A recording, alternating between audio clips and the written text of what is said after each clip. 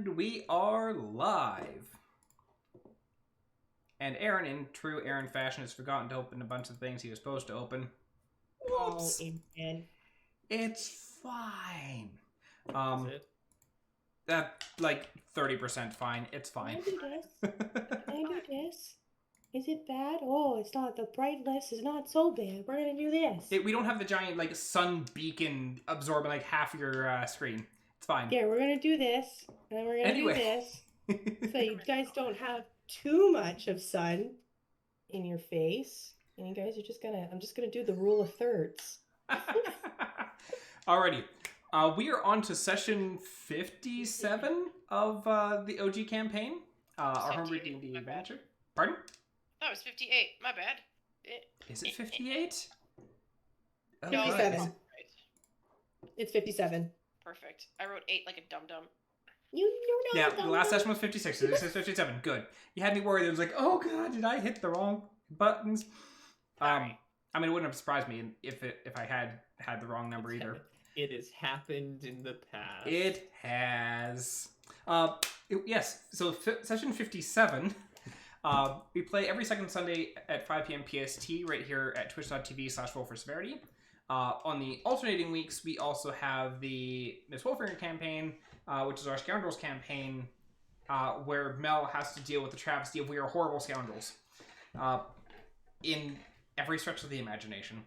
It's like, oh, these people are really nice. They're not being very good scoundrels, but then at the same time, we will absolutely cause a town to, like, lynch the mayor because he slightly inconvenienced us. Yeah, basically for no reason. That just sounds like Firefly to me. If you're looking to watch or rewatch or catch up on past episodes, subscribers have access to the episodes immediately after they air over on our channel's VODs. For those who aren't subscribers, episodes are uploaded to YouTube a week after they initially air, when I remember. I get busy. My life is busy. But you can find those on YouTube by searching Roll for Severity, or there is a link somewhere down below the stream. I'm Ominous Giggle, the DM for this campaign. I'm joined by my fantastic players, Mel, Not Nathan, Jamie, and Jeanette.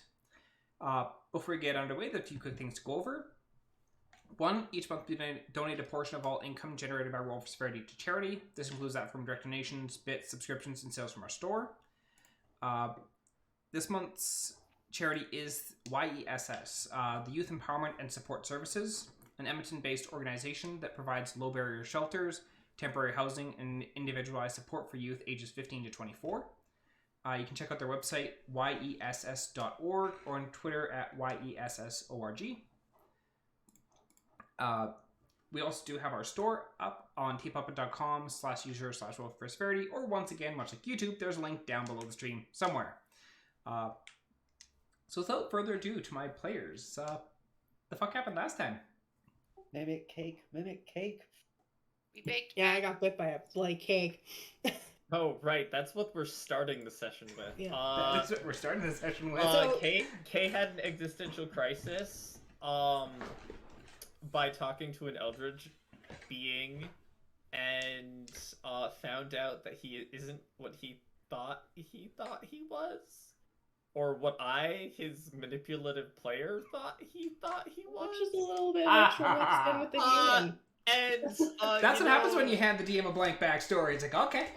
It wasn't blank. There were slots involved for you to fill in. There was a lane of dialogue. And it's like, here's the basis of it. Okay, great. What about the everything? I was like, that's up to you. Great.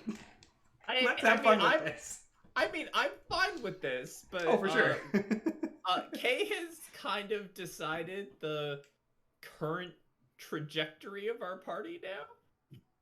East. I think we're gonna go east. You Do sure we're some not things. going to go west? I mean, we could go west, but we'd have to. I'm assuming this world's a sphere, so we probably could. But I believe the current plan is that Kay determined via his board of craziness and red string is we're going to Sholmista, dropping off an orb, traveling through the forest, going to catch a boat to another continent. It's gonna be great. And, of course, learning teleportation magic along the way so that we only ever need to do this once. Because just like a video game, You can Fast fast travel travel! everywhere that you've been to once. For a cost. Doesn't matter. Everywhere we've been to once. Did we set aside a cupcake for Zix? Yes. I feel like We did? yeah. So Yep, Zix you- is going to think cupcakes must include teeth going forward. Yeah. Yeah, he sure is. He's going to expect it. Yep. This cupcake got a lot less bite than the last one. I don't like it. Yeah. We also while Kay was having his existential crisis, we also prepared our grand opening. Yeah. And Yeah, Anna the and I grand tried reopening of the Dragon's Mead Tavern. of the Dragon Meats Tavern. Anna and I Apparently tried has to a mimic cake, and Yeah, Sylvania is just convinced now that Anna makes mimics in the kitchen. Graham, help. Anna and Cran made a cake. And upon Theo going to cut the cake attacked. Yeah, I was the one that Either cut the Anna cake. or Cran cannot be trusted to make cakes now. I don't know which one, but one of them makes cakes into mimics. My hope is that this isn't Zix like eating like the whole. Part of me wants to be like, please just be Zix eating the whole cake. Please just be Zix eating the whole cake, and then Yeah, disappearing the if Zix heck out of wills here. the cake back into existence. Yeah. It just is a mimic apparently. Yeah. Yeah. So anything else from Gotta write that down. Yeah, opening the tavern and Kay having a chat with a greater being was mostly what happened last session. Yeah, We Kay- tried to find Kay. No. Oh, we also turned down Zane because Zane was like, "Hey, you want to do crime?" And that Zane made an offer that may or may Yeah. not include crime, that depending on how the party wanted to go about it. But the party turned Zane down. Yeah. And yes, Kay encountered Emoresk, the Whisperer of Shadows. Emor. Yay! That goes on the list. Yep, Imoresk for Emoresk. IMO. Resk. Suddenly, the next time we look at Kay's character sheet, Kay is just going to be magical or warlock. Yeah. You know, if No. one of these days Aaron just like changes my character sheet and just like inventory remains identical, but like all the actions I can do change because of shenanigans, I'm gonna be very afraid for everyone in our party because we already know what Kay does with the spell slots he has. Can you imagine giving him more magic in a wild magic world? Oh yeah, just wait The until you. warlock gets less. And like Kay takes a level in wizard. I mean, let's be clear. I can talk to animals infinitely now without causing wild magic surges. Yep. So That is a it's good the thing. greatest shit in existence. I'm so happy. All right. So actually, where's the? That is the page I need to be on. Maps. And we were in the tavern. Oh, give me that back. Put that on there. Alrighty. So the apparent. There we go. Now it's updated. So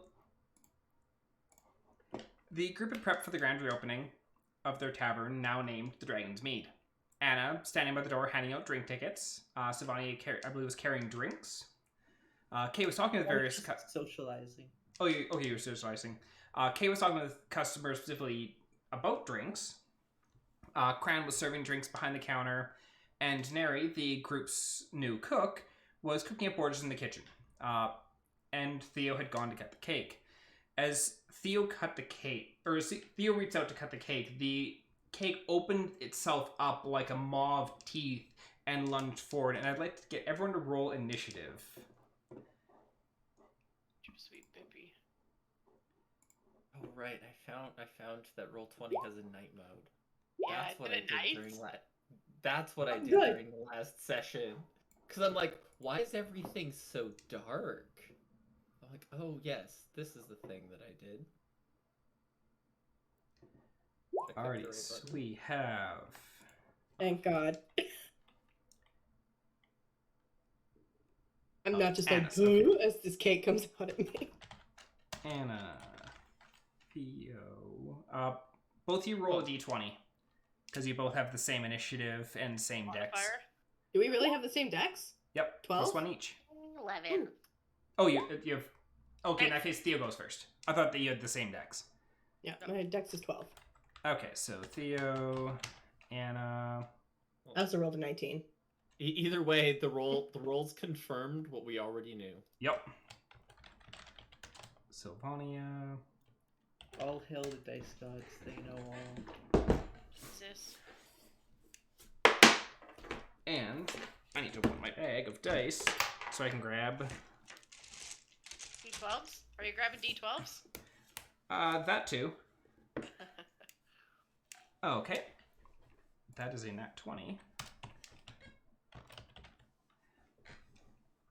Alrighty. So as like I'm sorry, what's a nat 20? Their initiative. Your awesomeness. Oh. So as the party had hired a band as well, which is currently over here, and they started playing music. But as they hear probably a bit of like, because Theo, did you yell when the cake reached out to bite you? Probably. As they hear that, they kind of look over and like the music like screeches to that halt for a moment, as they're kind of looking, and a little bit unsure of what to do because like okay, the cake is coming alive. Like a couple of them like scooch over a little bit, but like keeping kind of an eye on like what's going on. They do start playing music.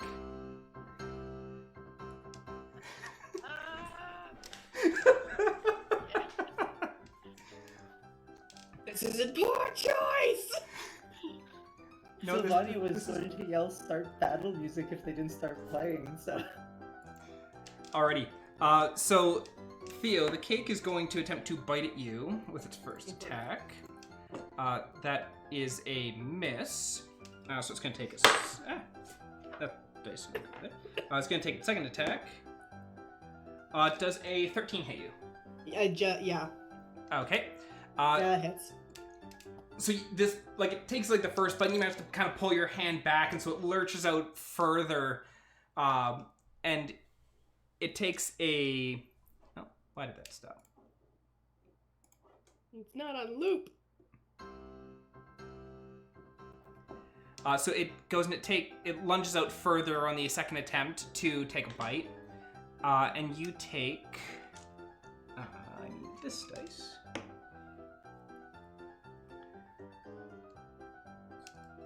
You take 11 points of piercing damage. And I need you to make me a strength saving throw. 8, you failed. So you have this cake is latched onto your hand and is holding on. Yep. I'm grappled, aren't I? Yes, you're currently grappled. Yeah. Great. Love it.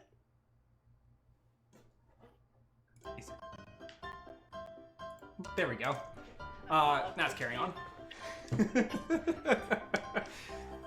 So the second, or with that having grabbed onto you, oopsie.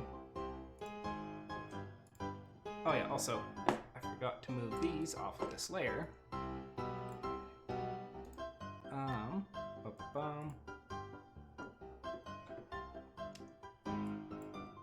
So the cake has you currently grappled. And the cupcakes also spring forth to life, and a couple of them are going to lunge out at you. No! That is a 22 to hit. Fuck. It was just being covered in sweet foods. This is because I like sweets, isn't it? You take 6 points of bludgeoning damage. Just out of the way. And the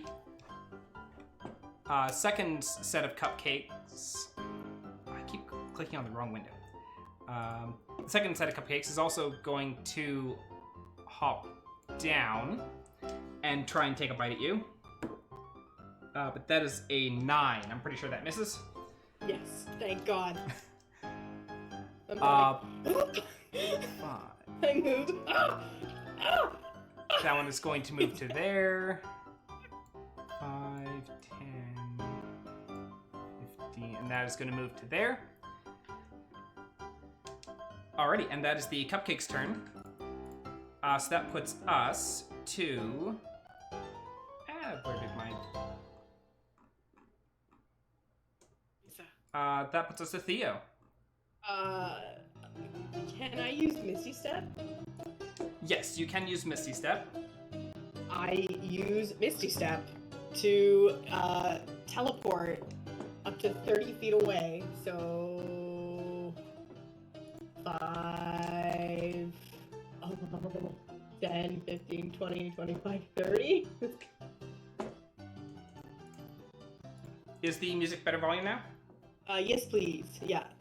Sorry, I'm deaf and can't hear you guys very well. No, it is all good. I Also, think I did. My headset is also crackling a whole bunch. Alright, so that was my bonus action. And then I'm just gonna fire an Eldritch Blast at the goddamn cake. Okay. Because that seems like a good idea. So... First one is 19. Okay, 19 does hit. Yay! I'm just gonna roll my second one. It is 9, I'm guessing that misses. 9 misses. Okay. So, for some reason, I can't remember. 1d10 plus 2.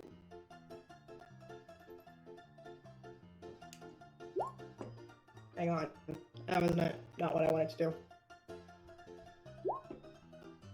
I did 6 damage. 6 damage? Okay. Yeah.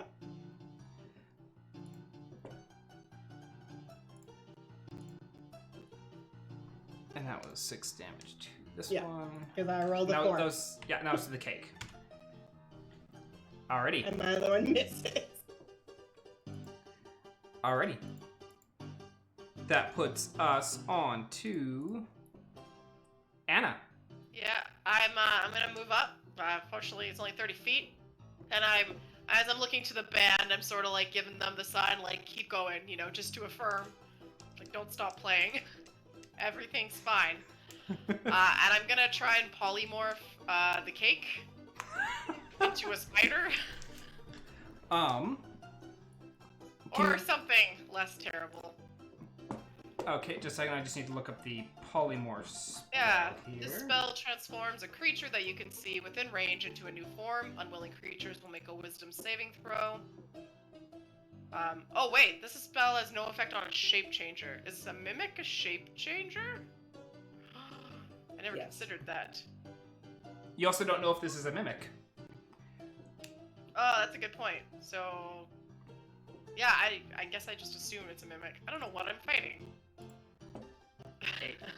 I will leave it to the DM's discretion if I can try and polymorph the cake. Whatever it is, it bites and hurts. I'm just taking a look at something quickly here. And it's having that moment of like, oh, that's what the lady meant when she said it had some bite to it. It's so obvious now. It's not helping, Anna! So you're attempting to cast polymorph on it? Yeah. So you go and you conjure up the magic, you cast it out. Give me the d20 to see if we explode. Gotcha. Wild Surge survey says we don't. We don't explode. You cast your spell, and it does not appear to affect the cake. Alright. Okay. You can't move as a bonus action, can you? Nope, not unless you're a rogue. Yeah, damn rogues. Alright, I'm gonna cast Magic Beetle, just to be safe. Fish out some beetles from my pocket as my bonus action, and end it there. Okay. That puts us on to Sylvania. So I have this new spell, and I had no idea how I was going to flavor it until this moment.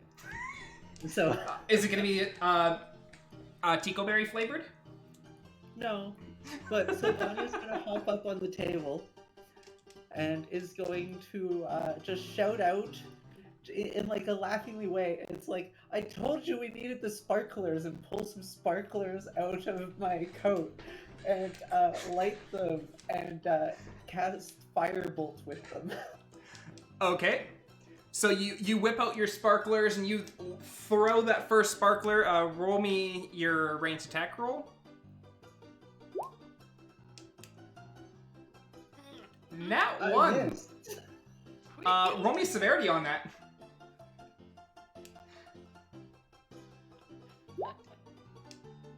$50. Is that Please 50. don't light me on fire. Please don't light me on fire. He's pretty good. So you go and you throw it. It whips right past Theo's ear, and Theo, you can smell a little bit of burning hair as it doesn't deal damage to you, but it does catch a little bit of your hair briefly on fire, and you kind of pat it out. Anything else in your turn, Sylvania? I'm gonna tell Dog to walk over to the table right here and kind of sit and open his mouth up straight up. Oh, okay. And so I'm just adjusting the volume because apparently it doesn't let me adjust all music volume. It's individual per track. Okay. Okay, so Dog's standing beside the table now? He's beside the table. Okay. Alrighty, that puts us on to K.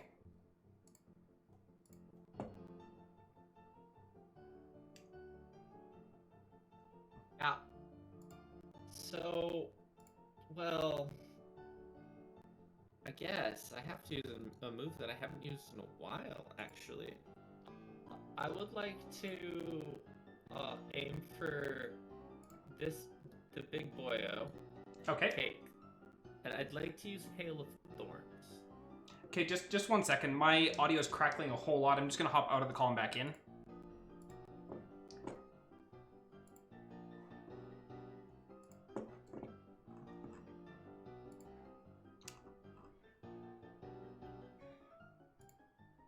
I think it's just doesn't know how to take it. Yeah, my audio just cannot handle this level of what the fuckery. Alright, sorry, Kate. Start again. I'm gonna use Hail of Thorns on the biggie dude, bro. Okay. So roll me the attack, because you have to hit... Hail of Thorns, you have to hit the target first. I absolutely do, yep. Does 17 hit? 17 does hit. Perfect. So, hold on. I need to take a look. What's my math for Hail of Thorns? So everything within 5 feet of what I hit takes 1d10 piercing damage. Okay. So They have to make a dexterity saving throw. Okay. So roll me the damage for the initial arrow first, because that is dealt to Cake. It's 10. Nice. Okay.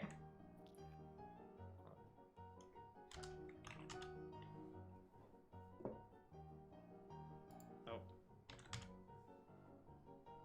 And then roll me your Hail of Thorns. Okay, so the Cake also makes the dexterity saving throw, correct? Yeah, it's a dexterity saving throw of 12. Okay. What was their dex mod? Okay. Okay, so Cake succeeds.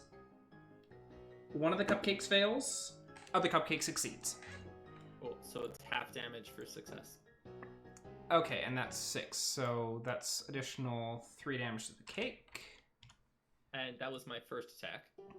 6 damage to one of the cupcakes, and Can I inquire as to which cupcake took more damage? the one up here. Perfect.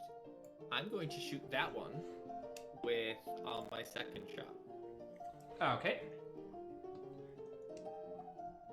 Oh, it's a 12 does not hit. Your arrow actually sails right between, like, because these are little, like, piles of cupcakes that are jumping around, and your arrow goes, like, right between two of them. No, that's entirely fair. Cool. Alrighty, that puts us back to the top of the order with the Cake. Alrighty, so the 5,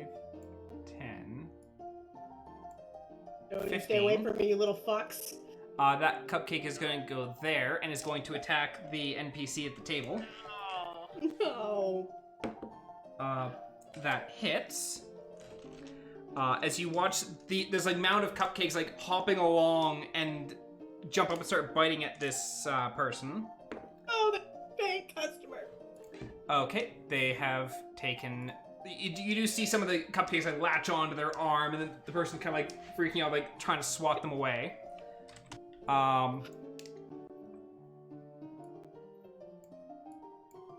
That cupcake is going to get to there and attack this NPC. That is not going to hit.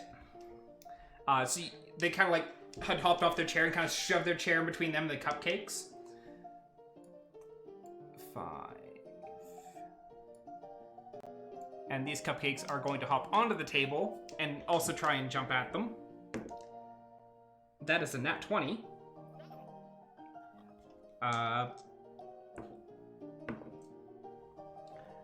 You see this person just get like bowled over by this pile of cupcakes that leap off of them off the door. Like they put the chair in front to block the first group, and they turn just in time to see the other ones like piling on. So they've fallen to the floor and are being launched on by cupcakes. The cake, actually, this set of cupcakes is going to go 5, 10, 15. And is chasing towards Cran. 5, 10, 15, 20, 25. Okay, there we go. And Kay, I need you to make me a dexterity saving throw. As do the 2 NPCs in front of this cake. That is a fail, and that is a pass. And Kay is also a pass, so you take half damage from this. You watch as the cake like lurches back and then just like spews forth a whole bunch of this red gooey and sticky gelatin towards you. Jam. And that is going to be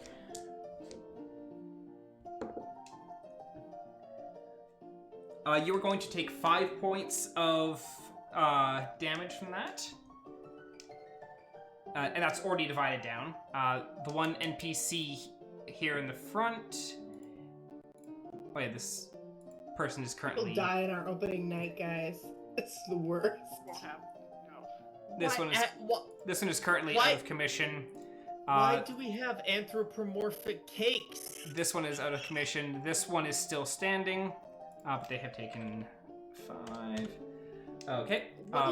What did you guys put into the cake? Tickleberry.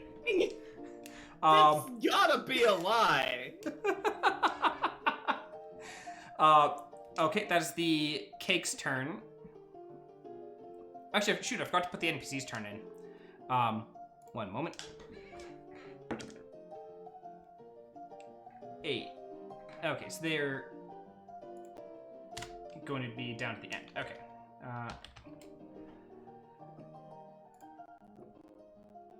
Alrighty, so that puts us to...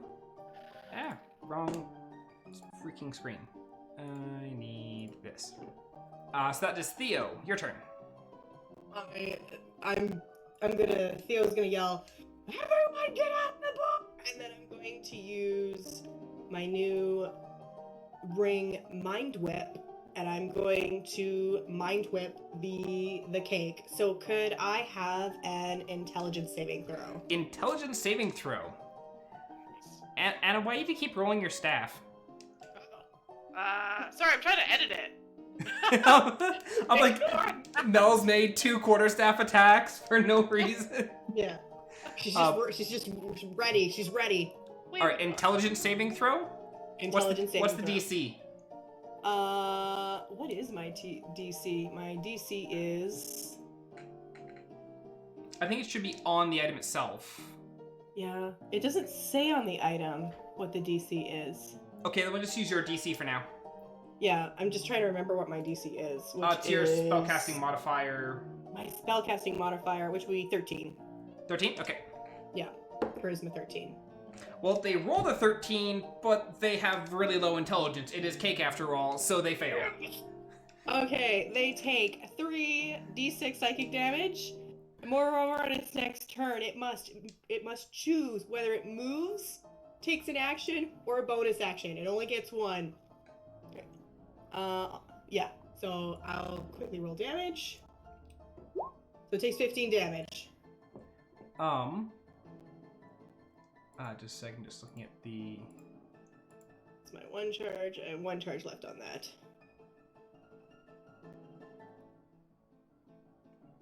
Okay, yes, it only gets to choose one. Yeah, it only gets to choose one. It can only make an action, a move, or a bonus action. Yeah, and 15 points of damage. Oh boy.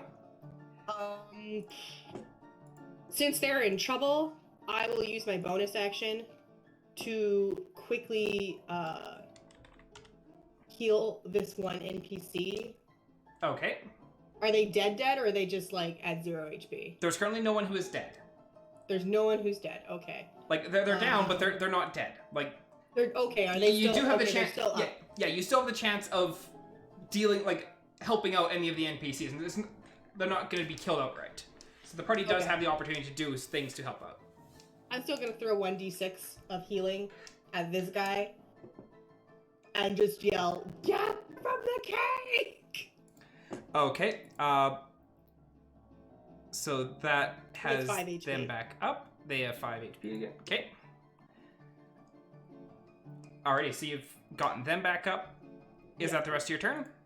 That's my turn. Yeah. Alrighty, Anna. How likely is Anna to be able to move here, grab this NPC, and be like, "I need you right now," and have him help me move this NPC away from the cakes? Like, what do they look like? Do they look like an adventurer type? Do they look like a guy that's just down on his luck and just needed a drink and is not cut out for this shit? They look like one of the dock workers. So they could help, but if you like run over to grab, like, what are you trying to get them to do? I want them to help pull the body away. Or not the body, but like help like escort this NPC. Oh wait. Now it's working. I want them to help sort of escort this NPC away from the cupcakes so I can deal with the cupcakes. Okay, so you wouldn't have to run over to them to tell them that. You could be like, someone grab that person. Like, you point at them, like, grab that person. You with the mullet! Get over here! I assume he has a mullet. He does now. Okay. Yeah, and then Anna's gonna kind of move up, get in their face, because I'd rather the cupcakes bite me than anyone else. Okay, and what are you doing to the cupcakes as you run up? Yeah, Frost Wasp is just gonna kill everyone. Or hurt everyone. So we're just gonna throw a firefly. Okay. Cupcake face. So, Alright, so you run up, conjure up that firefly, throw it in their face. 16 does hit. 16 hits. Hooray! And man, I haven't used this one in a while. 2d8 Damagios. Alrighty. So 10 damage, specifically to the cupcakes that are dancing on the table, biting our little friend Alrighty. there. Alright, so you go up, you blast them in the face with the fire. That is anything else on your turn? No, that's everything. Alrighty. That puts us to Sylvania. Alrighty. So instead, I had this idea of jumping into Dog's mouth and doing something, but I have thought better of this. So, like, Dog's mouth is open, I'm like, never mind. And, like, so Dog puts his head down, and I'm gonna jump on Dog's back. Reach back, pulling out my shield. I believe I can only pull out one item without using an action, so I can't pull out my flail. Correct. Okay. I'm gonna Actually, just a tell second. Dog- I just want to double check bag of holding. It wasn't in the bag of holding. My shield and flail I would keep on the back and saddlebags. Oh, okay. In that case, Got yeah, it. you'd be able to grab one of them as your item interaction. Okay, yeah. So I'm gonna pull out my shield, and I'm gonna be like, "Dog, charge over to that cake." So I'm telling him to dash, and before he moves, because it's still my turn, I'm going to shoot another sparkler up at the large cake.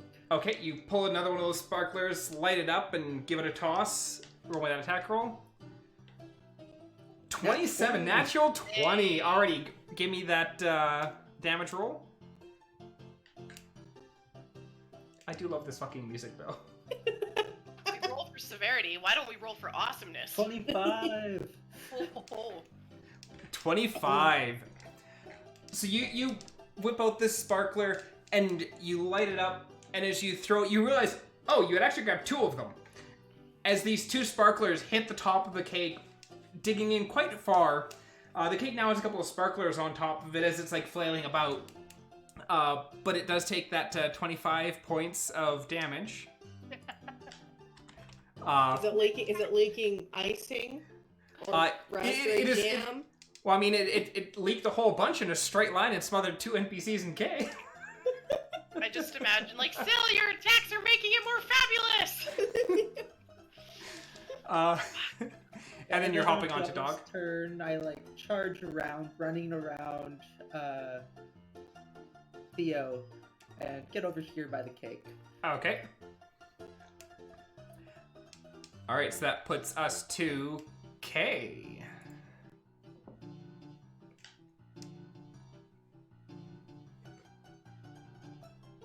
Okay. Tranced by the music. Okay. Are you there? Okay. I'm trying to think what the most efficient, like, activity is to do with this scenario. Fighting cake, I don't think You're fighting fucking cake. Yeah, but like the thing is, the problem is now there are people in range for all of my fun attacks. So I either say get fucked to at least one of you. Yeah, my kid is very not multiple people friendly. It's like that's the thing. You all are standing, so it's such. And also, I don't want to hurt the NPCs. Like, what do you do with this? Like Cake. Very well. Yell at the NPCs to run some more. No, there's. I think. Hold on. What shape is this? Is this a 20-foot circle or a 20-foot square? Radius. I might be able to make that work. Maybe. No, that's tempting fate. I'm just gonna shoot the cake twice. Okay. I've decided there's too much risk involved than anything else. You don't want to have your grand opening in K murdering people. Exactly, 16 and 22. Both those hits, roll me your damage. Perfect.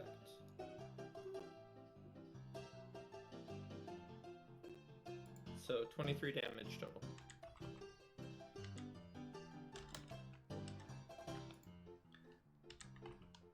Okay. So you fire a couple shots into the cake, and those arrows get stuck nice and deep, but cake's still thrashing about. Alright, that puts it to the NPC's turn, so gotta roll saving throw for them. Okay, that is a pass.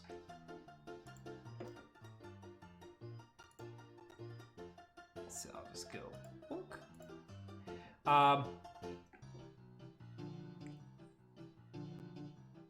The NPCs here, which they were originally like sitting at the bar and like drinking, and then like the one turned just in time as the cake like blorched all the red jelly down the line. They are going to turn and start like, oh god, they suddenly got really wide. They've had way too much cake. They're gonna run back. The musicians are like looking at the person who's on the ground and kind of like looking at Anna. And Anna, I'd like you to make me a charisma saving or charisma check. Just straight charisma.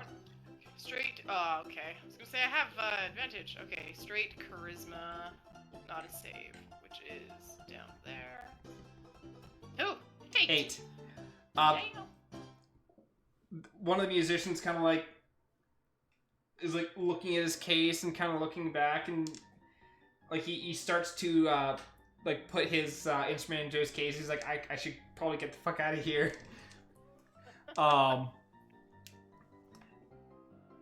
This NPC is going to actually check to see. Roll me a persuasion check as well for you're telling this guy to go and grab the person who's down. Okay. I do have advantage on persuasion. That one is for sure. Damn! 12! Come on, Mullet! I believe in you! You can do it. You beat him out on that, so he's gonna run up. Although how far is he traveling with that? Because you lose 5.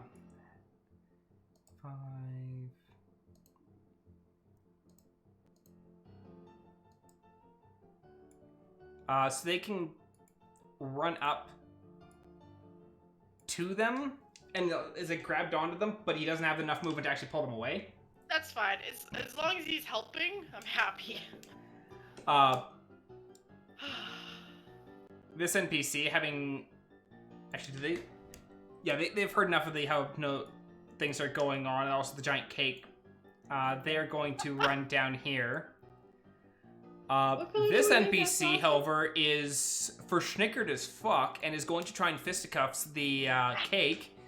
So he's going to run up and he is going to try and punch the cake in the mouth. Come on, nat 20 beats this cake. He does actually hit the cake. Yeah. Hire this guy as security. He's our bouncer. Okay, he deals 2 fist damage. And this NPC is going to move down. The NPCs down in this corner are just drinking and enjoying the show. They're just like, haven't been to a party this wild in a while. Oh, this is great. Shit. That puts us back to the top of the order with the cake. Having just been punched in the noggin by this guy in front, the cake is going to attack him. That hits. So he punches the cake in the face. He's like, oh yeah, you want to go? And the cake just kind of rears back and just slams him in the face and knocks him down. He is currently out.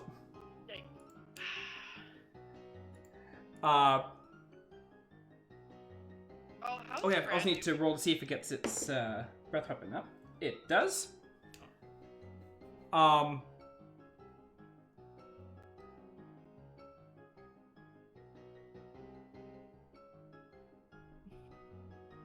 So that is a 10-foot wide.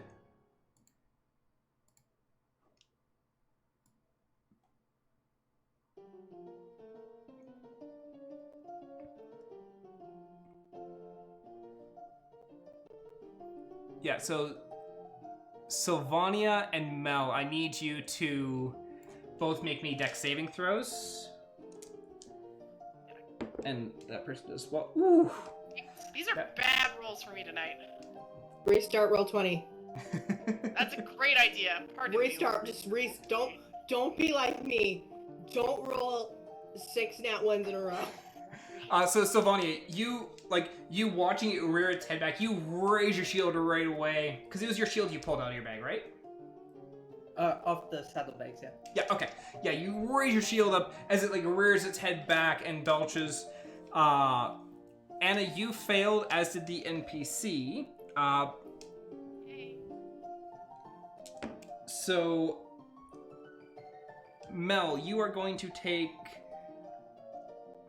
that is 9 points of damage.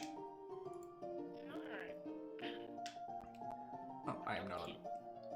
This NPC is down. And Sylvania, you take 4 points of damage. Delicious. This NPC 's gonna get Delicious, the fuck delicious out of the way. Ticoberry damage. Anna, seeing you covered in jelly, this set of cupcakes right above you is going to turn down and just like launch forward and try and start launching on you. That's what I'm here for. Quick question quickly. What kind of damage was that? It is currently Slime. it's essentially slime damage. Would that count as bludgeoning as far as piercing, slashing, and... If I'm I were wondering if it's acid, cold, fire, lightning, or technically none of the above. okay. Closest So to it would be absorb elements. Got it. yeah. It's not an elemental attack. It's cake. It is berry damage. I was hoping to absorb elements. Anna, does a 19 hit you? Okay. So you take 6 points of piercing damage, or bludgeoning damage. The cupcakes like launch themselves at you, just like one after another, just smashing into your head. You've got like a smear of icing on your face.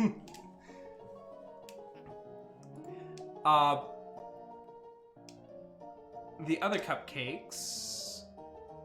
This one is going to come down to Theo. It is going to attack you. That is an 8. That is not going to hit. Yay.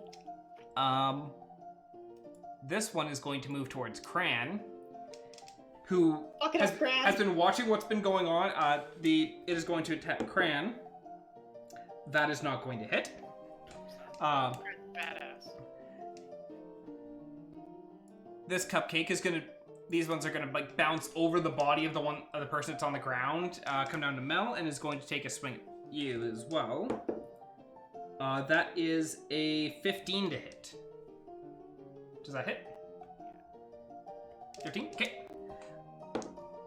That is going to be 5 points of bludgeoning damage as you got nailed from the front, and then suddenly you feel the sensation of the cupcake like sticking to the side of your head, and you're like, oh, what the hell? This is rough.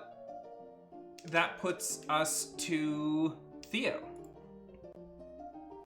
Okay. So this cupcake in front of me, the big effing cake, and these little guys. I need them to make a charisma saving throw. Charisma saving throw. Yeah. Oh god, 13. how charismatic is my cake? Okay. DC 13, you said? Yeah. Okay. Very based on how much everyone in the room currently hates this cake. Not Barry. So the cake fails. The cupcake in front of you also fails. Yeah. And is it both cupcakes off to the side, or just the one right Just beside the you? one. Okay. That's all I can do, yeah. Okay, and that one also fails. That was a 7 on the die. Okay. I cast Bane on all 3.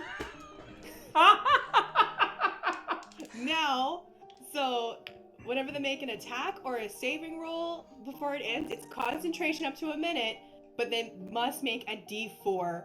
You must roll a d4 And subtract that number from your rolls now. And that's from their attacks or saving throws? Attack roll or saving throw. Attack. Okay. Or the spell. Yeah. Okay. Bane. Okay, so let me mark those 3 as baned. The bard spell is suddenly coming in clutch.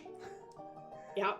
I should say for flavor, I actually take out my pen and I just do a swipe on all 3, and that goes with them. And then I take my pen and I draw like just a quick little rune, and I throw it. And I'm gonna throw it at you, Anna. You have bardic inspiration, so you have I'll read this out for you.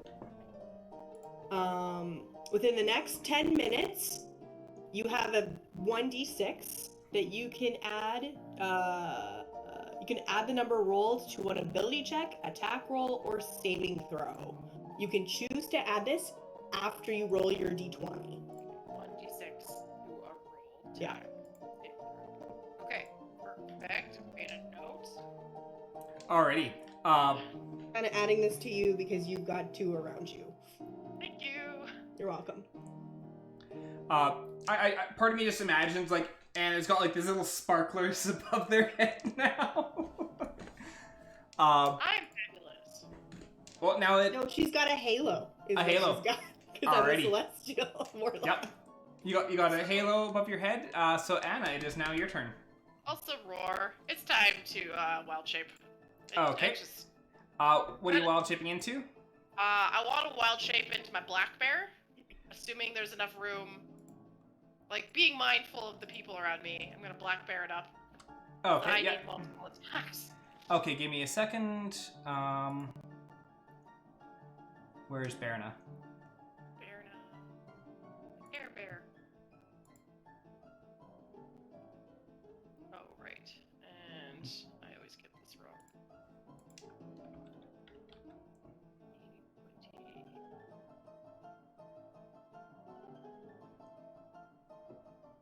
20. So you were changing into a black bear, you said? Yeah, into a black bear.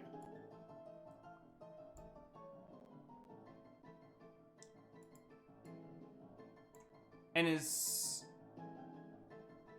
Alright, there you go. You are a black bear. Right, so we're gonna try and bite. Go on. We're just black bear. Just double checking. Are they considered a large creature? No, medium beast. Okay. Yeah. Okay, so you just take out the 1 square. Okay. Unaligned. Alright, so the hope is to give a bite on these cupcakes. On the table. Yeah, on the table. Okay, that definitely hits. So 21 to hit those bad boys. So 1d6 plus 2 piercing. Oops, sorry. Ignore that. That was 2d6. 1d6. So 6 damage. Okay. Eating the cupcakes. Alright, as you turn and you bite into these cupcakes on the table, and you just like get a nice big mouthful, and you do take out the first set of cupcakes. Heck yeah! Alright, and then we're gonna do the Roll me claw. a Constitution saving throw. No! Okay, if you're a bear, do you also keep their brain Yeah, stats? you're using wild shape, so mental stats you get to keep, but Constitution is a physical stat. So you're using the bear's Constitution. Alright, bear con, plus 2. So 11, 13. 13. You have 1 level of exhaustion. That's cool. Okay, and then with my second attack, to claw the cupcakes that are there. Okay. So that's a 19 to hit. 19. That definitely hits. Perfect. Okay, 2d4 plus 2 slashing damage. So 7 clawing up the cupcakes, hopefully into just batter mush. You managed to smash like a couple of the cupcakes, but there's still more in the pile that are bouncing around. Bring it. I let out a tired roar. That puts us to Sylvania. Okay, so Sylvania's gonna pull out her flail and cast Branding Smite, turning it into the largest sparkler, going, we can't forget the big one! And attempt to smash the cake with it. Okay, give me a attack roll. Oh, the nat 20 on the side. 14 just hits. Yay! Okay, so that will be the 10 piercing from there, plus 2d6. What kind of damage is that? Radiant.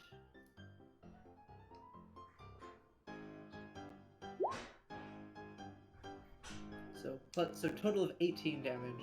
18 damage. Alrighty.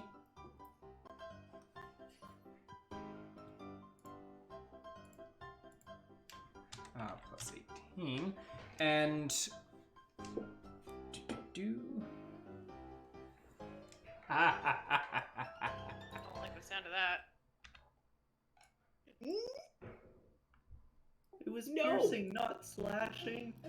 No! No! It's So not you like you this. smash the cup No! or you smash the cake, and you smash it right down the center. And as you do, like it's like kind of splits apart, and there's the moment where like set still, and then both sides start like pulsing again. What half has Bane? Has its health divided, or are they both equally strong? You Well, I'll take my second. you could roll me swing a roll me a nature check. I would love to do that. Character sheet. Oh, right, because I reset roll 20 out of anger. Alright. Rage reset. 24? 24. You know that usually with like a slime splits, it will split its health pool. So, but this is cake. You don't know if cake constitutes as like living cake constitutes as a slime. Then again, it's been a while since you had living food attacking you. So, I love that it's been a while, not it's never happened.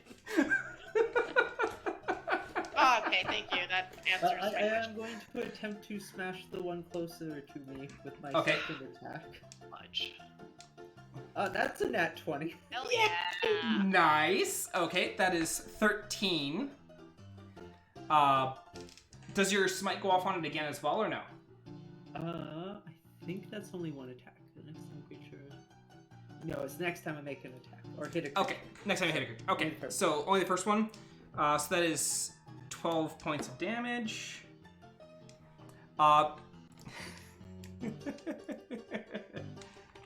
The math for that is 11, by the way. Don't want 8, to 9, 10, use 11. no damage, but 8 plus 3 is 11. I will remove the additional damage that I can't math.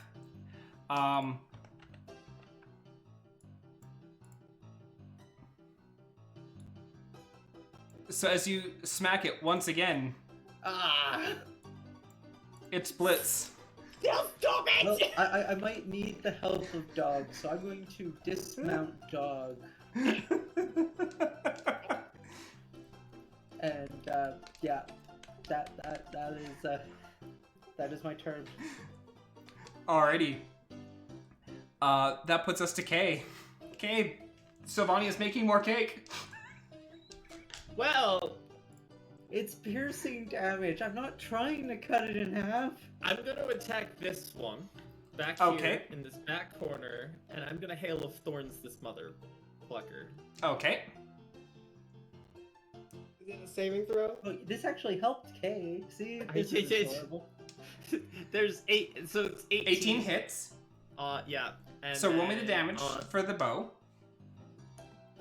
Also, you didn't roll me a surge for your last Hail of Thorns, so roll me a surge for that one and for this one. Fair enough.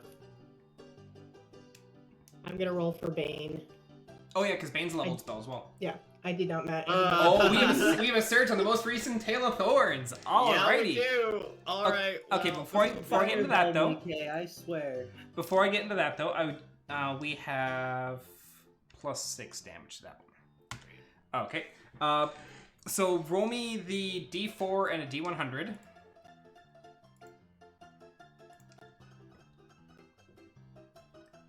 As I go and grab my wild magic sheet.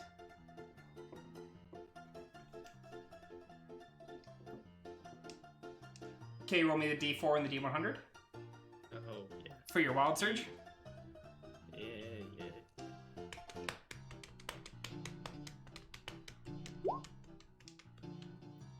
Column 2, 65. 65. I don't think we've had this number before.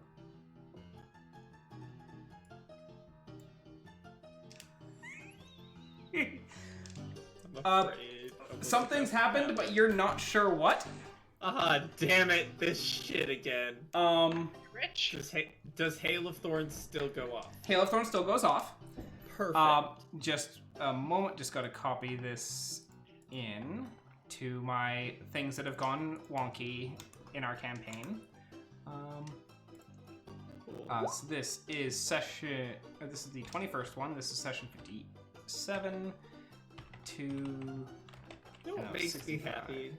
We've had more magic surges in like this year, in the year of our Lord 2022. than we've had in the rest of our campaign combined. It's because as we level up, we have more and more spell slots to cause them to happen. Yeah, I mean, the party is more inclined to use their spell slots.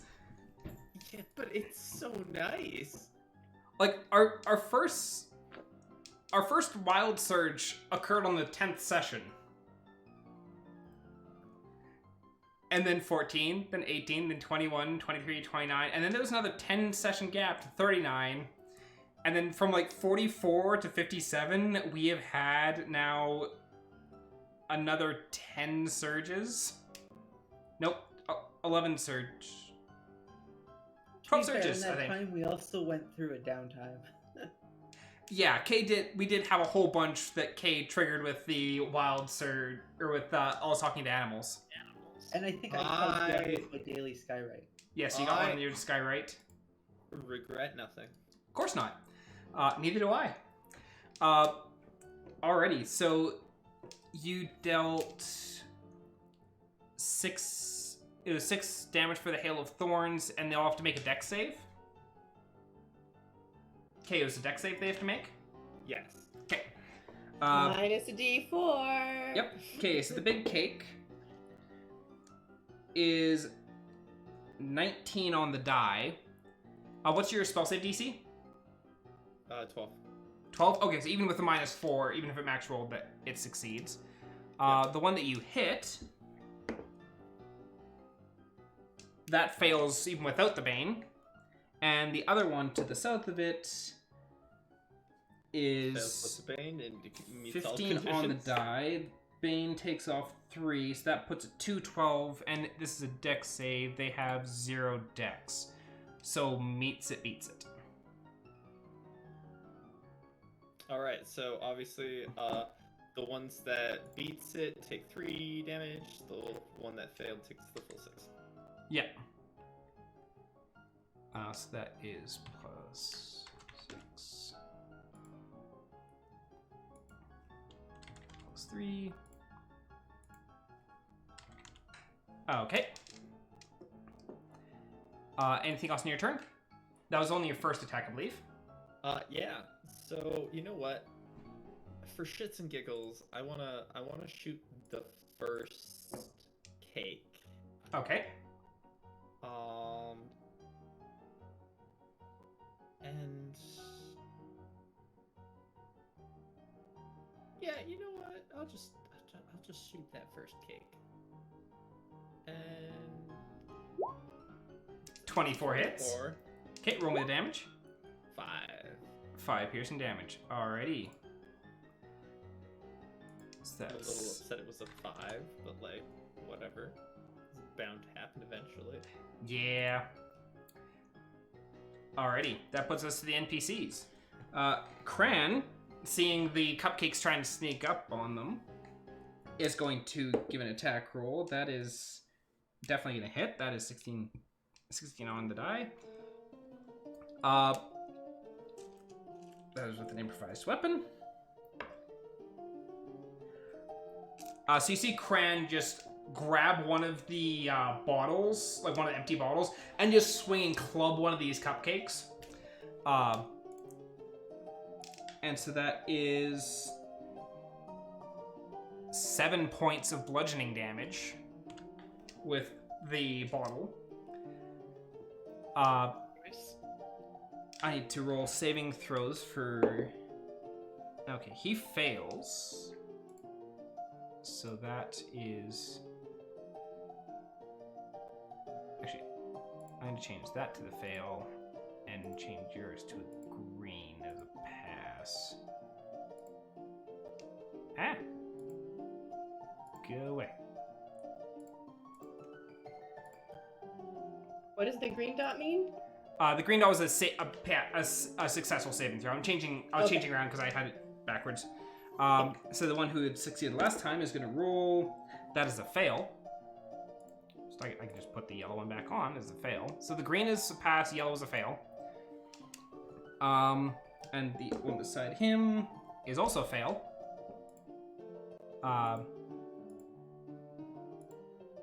So all 3 NPCs that are currently down have failed one saving throw.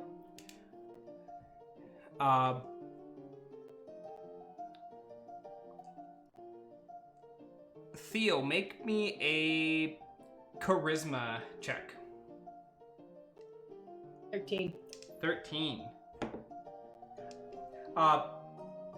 You kind of like take a quick look over and you see like the one musician who's like packing away his stuff, and you kind of like give a glare at the one beside him. The one beside him just like smacks the guy, pulls back out, and keeps going.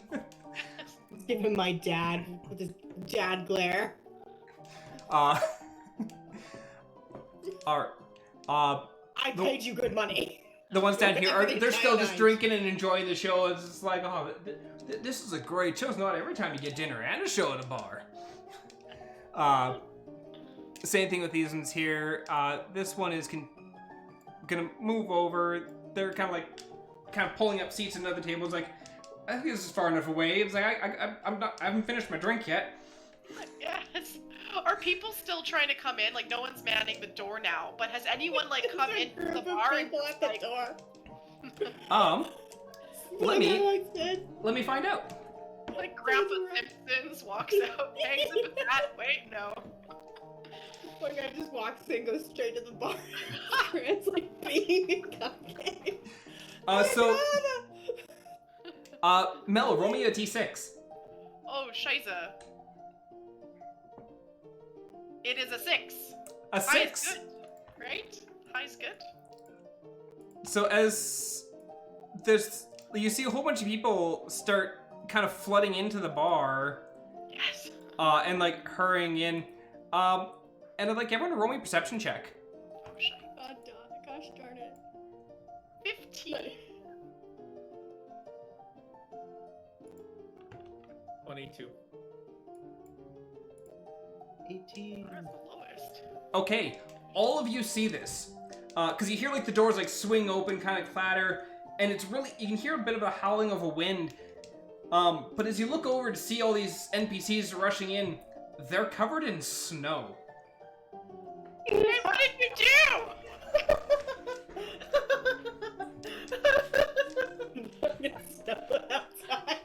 They're trying to come in from the cold, and they don't know what's worse, the deadly blizzard or the cake.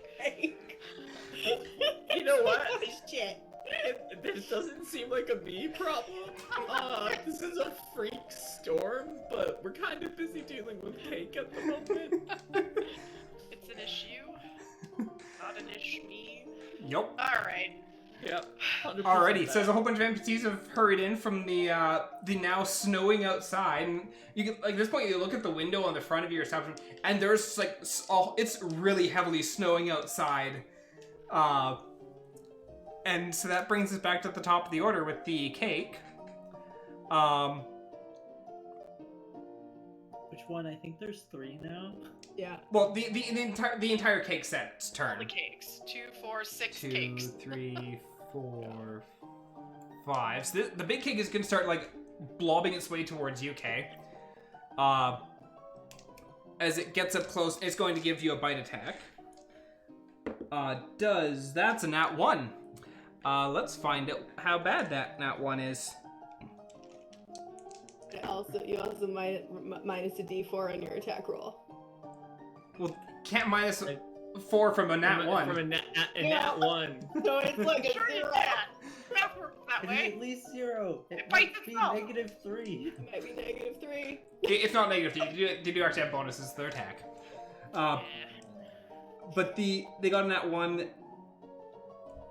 So you watch this cake like blob its way up towards you, and it's gonna rear back and just kind of like, as it like reaches forward for you, it doesn't realize it's missing like half of itself, and so it kind of like bites the floor right in front of you, expecting to have gotten more reach.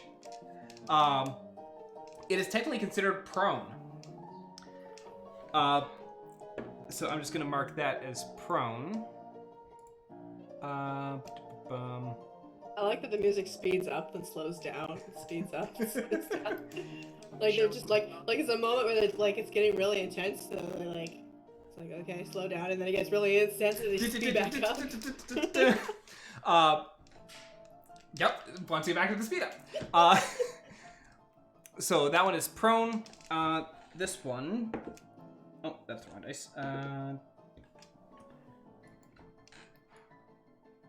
this one is going to hop its way. Oh, that was not right. From there to there to there. Actually, just a second. Never mind. These things are stupid as fuck.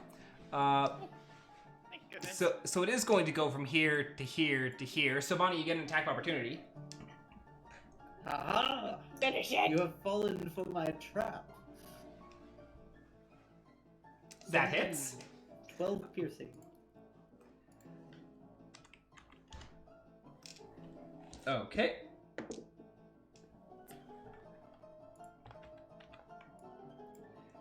So as you attack it as it goes by, and part of it stops, but the other part keeps going. Ah! Stop this, you stupid cake. And it is going to aim, and I need you and Dog to make me dex saving throws.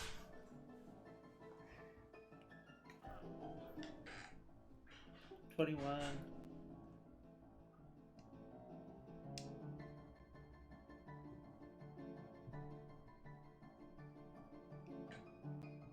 Does Dog need to make a separate saving throw? Yes. Only 6. Oh yeah. Okay, Dog fails. You succeed.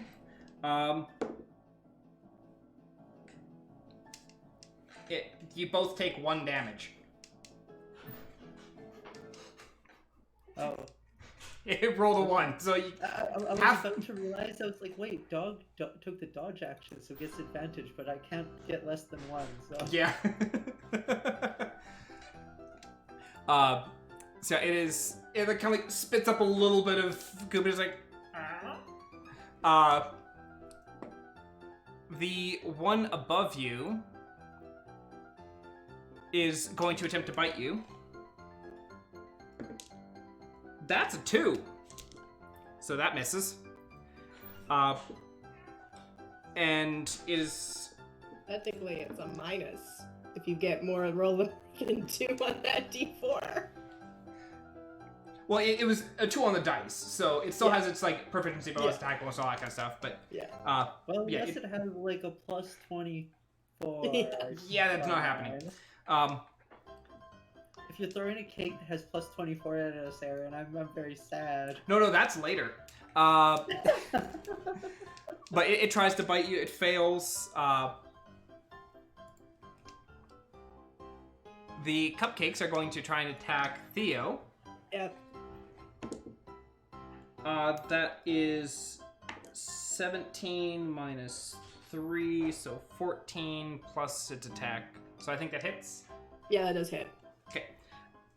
I think I need to make a wisdom saving throw or charisma saving throw for my concentration. You take 3 points of piercing damage as it bites you. I need you to make a Constitution saving throw for 10. Constitution saving throw. I rolled a 17. Okay, you maintain concentration. You are now grappled. Of Actually, course I am. need you to make me another Constitution saving throw, Strength saving throw to see if it grapples you. 20. You are not grappled. It bites on you, and you're like, get off and shake it off. It kind of like splats to the floor, and then it kind of like reforms up into itself.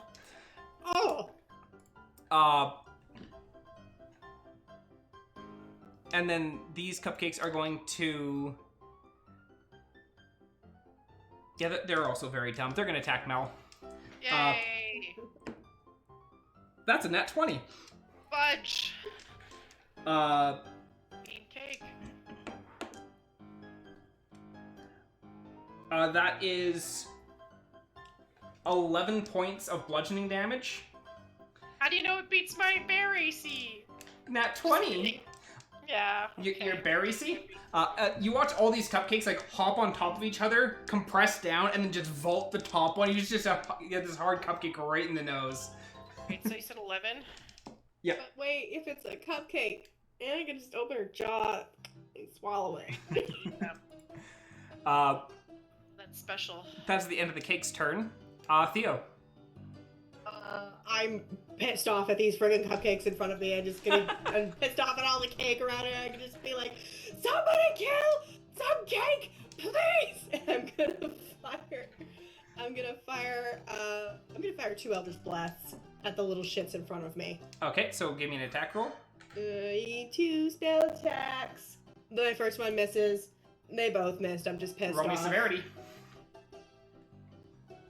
Knew I should have did that. Should have just rolled the Sacred Flame. 17. Okay, that is Oh, no, that's very not, severe. No, that's not it. Hang Oh, on. that- It's because I rolled a d20. It's still a 27. 27. Roll me a surge. Roll a third. 17. No, like the D4 to D100. Oh, d4 to d100? 4 and 55. Guys, I think this is like my second surge in the whole game. No, you had some No. surges when we were traveling when you weren't here. Yeah, but So Theo, for Jamie. Yeah. you miss, but like you fire the first one, it goes wild. You go to fire the second Yeah. one, and it like sputters out, and you go to yell, and your voice has dropped like 3 octaves. Oh, no. I mean, Oh shit! Oh no, it's really shit! Oh no. Oh no. Oh Oh, I no! hate this. Oh no. oh, Well, I've got nothing left to do but inspire still, so I'm just gonna do that. Still, you've got a D6. I'm gonna try and speak real low for the rest of the game now. Is this permanent? I hate this. Nice voice, Theo. No, I hate it. Don't say that. It has a sense of authority. Alrighty. Is that your turn, Theo?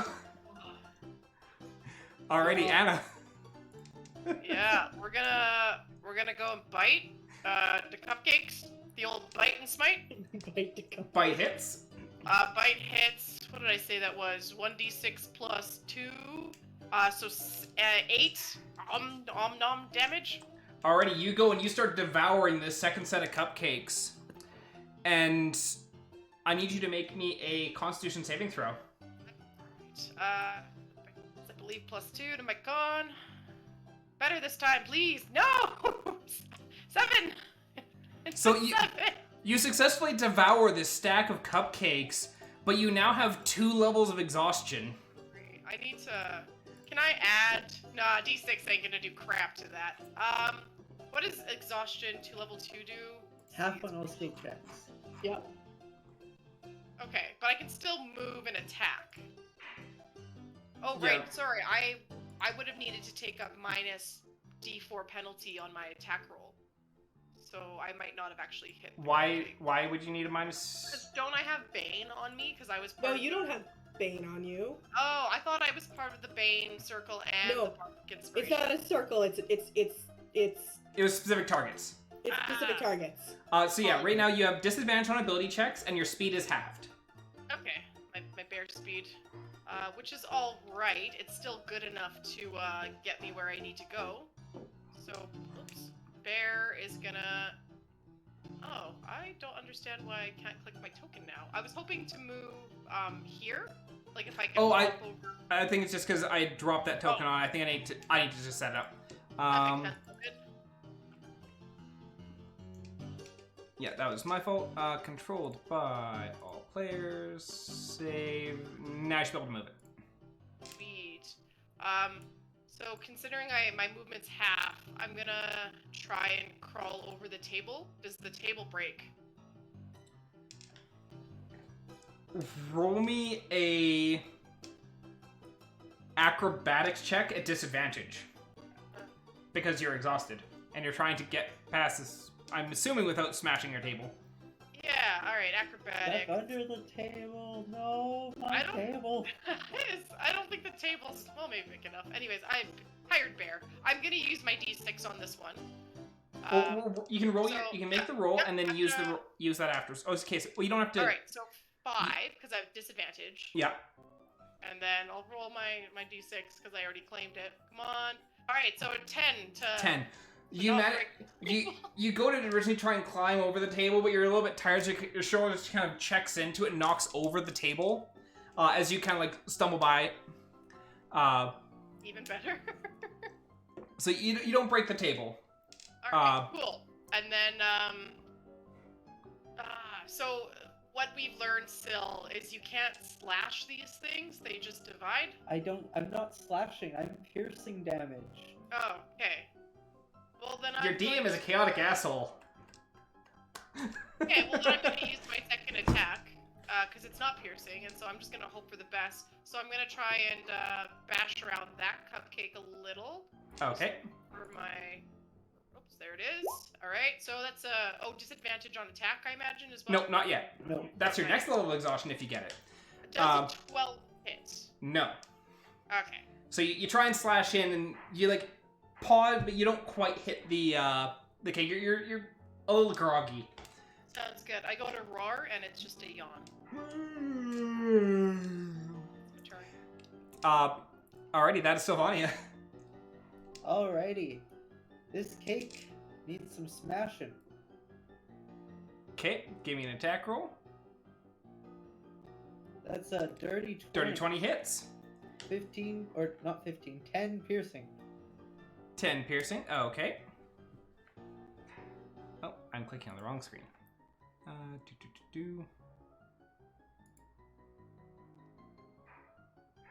Oh, come on, Roll20. Stop being so slow. Roll20 just keeps getting... Oh god, why is... Okay, I need to refresh Roll20. It is... Been a lot of that going on. Yeah, it is just eating its freaking face. Roll 20. Chaos. What?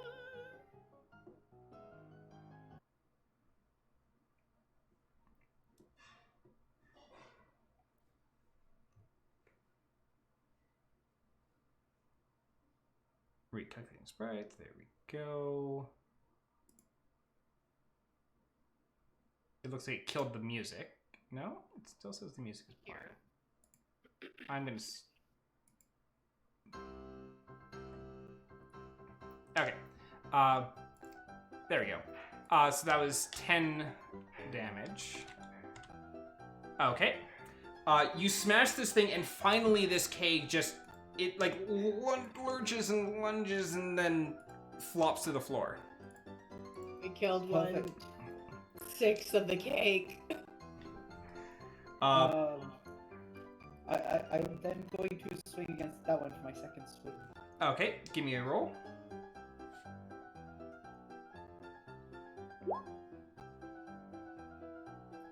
$14. Just hits.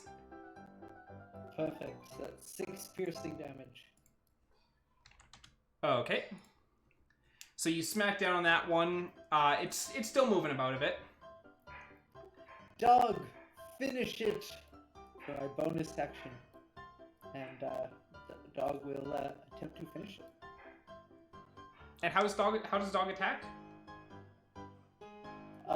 It is Wait. force empowered rend. It technically like lets a force beam or something out of its mouth because it does force damage.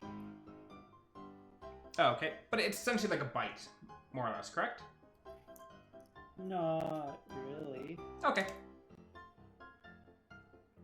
Okay, so roll me. Oh, I'm on the wrong section. So roll me the attack for dog. 22. Definitely hits.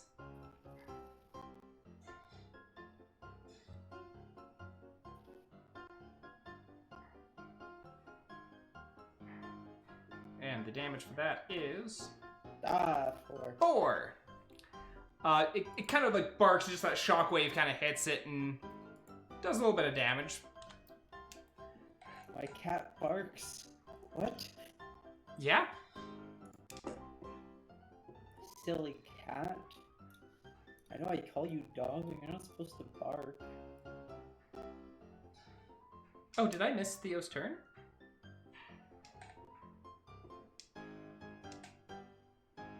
Oh, never mind. Okay. I was just like, I got a message in Discord from Theo. It's like, wait, what? It's like, no, different thing. Okay. Is that the rest of your turn, Sylvania? Yes. All right. K. Well, there appears to be a cake in front of me. There is a cake in front of you. And well, I'm It not is the prone. biggest. It is prone. You have advantage on melee attacks. The problem is I'd have to make a melee attack. I don't think my bow counts as a melee attack. It does not. But you do have your short sword, do you not? I do, but the question is that effectively useful? I mean, it's advantage. Otherwise, you're. I mean, fair. You know what? Screw it. I'll try hitting it twice with my short sword. Okay, 14 hits. 13 does not. Yes. Okay, so See? roll me 1 damage. There you go. There's a whopping 7 damage, and I'm gonna cut the cake, and there's gonna be 2 of them now, and I'm gonna be very upset about I it. don't think the type of damage matters. I've been doing piercing, not slashing. It doesn't matter. I'm going to cut the cake, and there's going to be 2 of them. And if there isn't 2 of them yet, there will be soon. It did not split. How convenient. Anything else in your turn? You know what? Yeah. I'm gonna... Hold on. What's the move? I know I have it in here somewhere. I'm gonna Misty Step.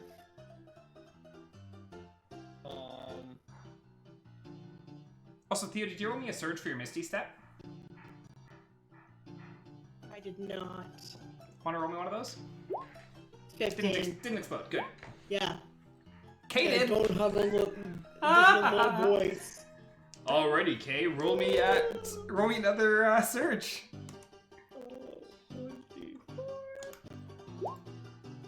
Dice gods, how have we offended you?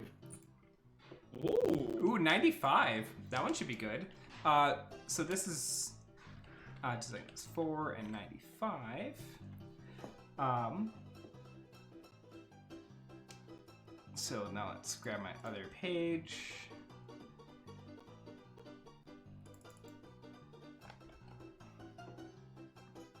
Well, that's Misty Step doesn't go off. In that case, then I'll move backwards.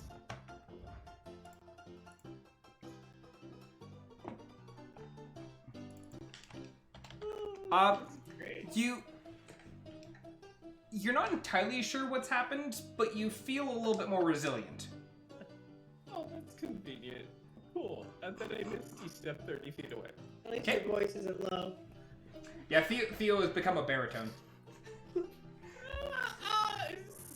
fine. I'm Alan Rickman over here. I mean, I'd love my voice to drop an octave, so... Yeah, you gotta hit puberty for that. Yeah, that's never happened. Alrighty. That puts us to the NPCs. Theo, roll me a d6. Oh, more people coming in. I'm like, why me? 2. Just a cute little couple came in. Sure. Yeah, we have a nice little couple that came in. Couple. And some of the NPCs are like kind of looking around, like especially the ones that have just come in, are just like, oh, what's going on? This one's gonna like squeeze past the table. It's like, oh, there's a bunch of cake on the floor. They're going up to Cran at the bar to order a drink. This one's gonna come and join them. They're stepping around the cake.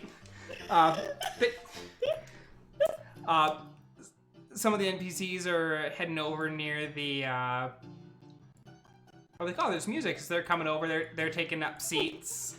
The nice little couple that just came in, they're gonna take seats. Like, oh, it's such a lovely little place here. It's got nice music, nice little vibe. Isn't it? It's so fucking lovely. So fucking lovely. So fucking lovely. Cran is going to take another swing at these cupcakes. Oh, that one is miss. That one did not. Oh, it's that dice. That's another 6 points of bludgeoning damage from Cran on these cupcakes. You just stand back there just smashing them with the bottle, which surprisingly has not yet broken. I need to roll saving throws for the NPCs. This NPC rolled a nat 20. Yay. So, like, he sits back up, he's like, oh, that's a strong drink. Looks up and sees the cakes, is like, oh yeah. Kind of like stands up. No! So he's back to Sit standing. your ass back down! He doesn't get any more actions this turn, but he's back on his feet. This one is going to make their save. That is a 19, so they pass. So that is a pass for them. And the other NPC who's down there also gets a pass. That's 2 successes for them.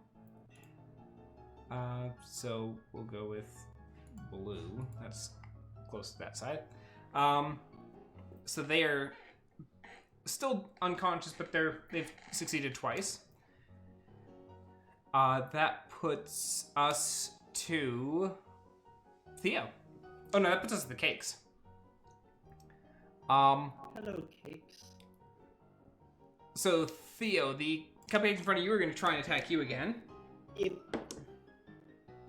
That's a 4 on the die, so they fail their attack. The cake here that Anna tried to attack is going to turn and attack Anna. Actually, I need to roll if they get that back. They do not. They're going to attack Anna. That is a fail to attack Anna, unless Anna somehow has less than 10 AC. Nope. The other one is going to, having just seen Sylvania smash the other cake, is going to attack Sylvania. That's a 7 on the die. Dog's going to use the reaction. Oh. Well, I will roll to see if it gets that one. It does not. It was another 7. So it misses. The cupcakes are going to attack Cran. The cupcakes hit Cran. How fucking dare they? Ooh, for max damage. How fucking dare they hit Cran for max damage? So you watch once again, like the cupcakes kind of pop up and then just launch the one cupcake kind of hits Cran on the side of the page. She looks very confused. We're never serving cake here again. Can't help make these. So this cake gets up, spending half its movement.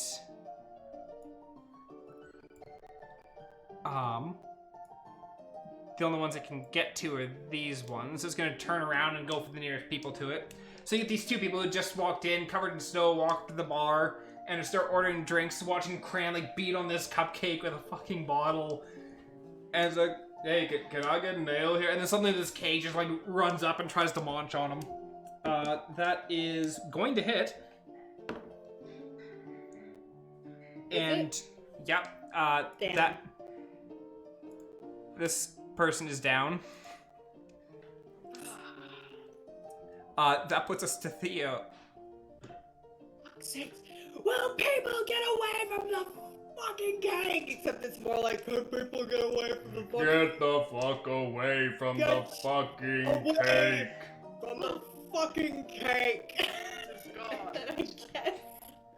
I guess I'm gonna sacred flame the cupcakes in front of me. Oh, okay, so they need to make a dex save? Yeah, Dex 13. Well, that's a 3 on the die, so they fail. Excellent. They take 2d8 damage. So, I rolled a 2 and a 1, which is the worst. Man, those little fucking cupcakes take 3 damage. Okay, they take 3 damage. And then, yeah, that's pretty much all I can do with this moment. Alrighty, so they take At the moment. they take that I'm damage. not worried about those 2 NPCs at the moment. Alright, so they've taken that. That puts us to Anna. Yeah. We're gonna do. God, god, against my better judgment and the sleepy bear, my multi-attack again. Okay. So I guess, sorry, this cupcake first. Or, I'm sorry, cake, rather. Okay. So you're using your bite attack. Yeah, 21 to hit. That hits. Which hits, and that's great. So, damage, 1d6 plus 2 for 6 damage. 6 damage. Can So it you... be dead? It is not dead, but I need you to make me a con save. Yay! 2 con saves coming up. So nat 1.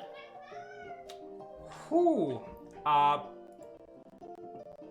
You have disadvantage on attack rolls and saving throws, and your hit point max is halved because you now have 2 more levels of exhaustion. You're at level 4.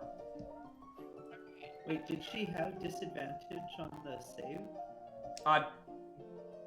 The attack, right? Or, sorry, wouldn't I have disadvantage on? Oh no, you don't have disadvantage on the saving throw yet, so it'd be the first roll. Ah, okay, 19. Okay, 19 you only get 1, or actually no, 19 you pass, so you don't get a level of exhaustion for that, so you're still only at 2. Heck, yeah, alright, and now we're gonna claw its stupid cake mouth. Okay. Face. So roll me an attack for that. There we go, there it is. 16! 16 hits. Heck yeah, it does.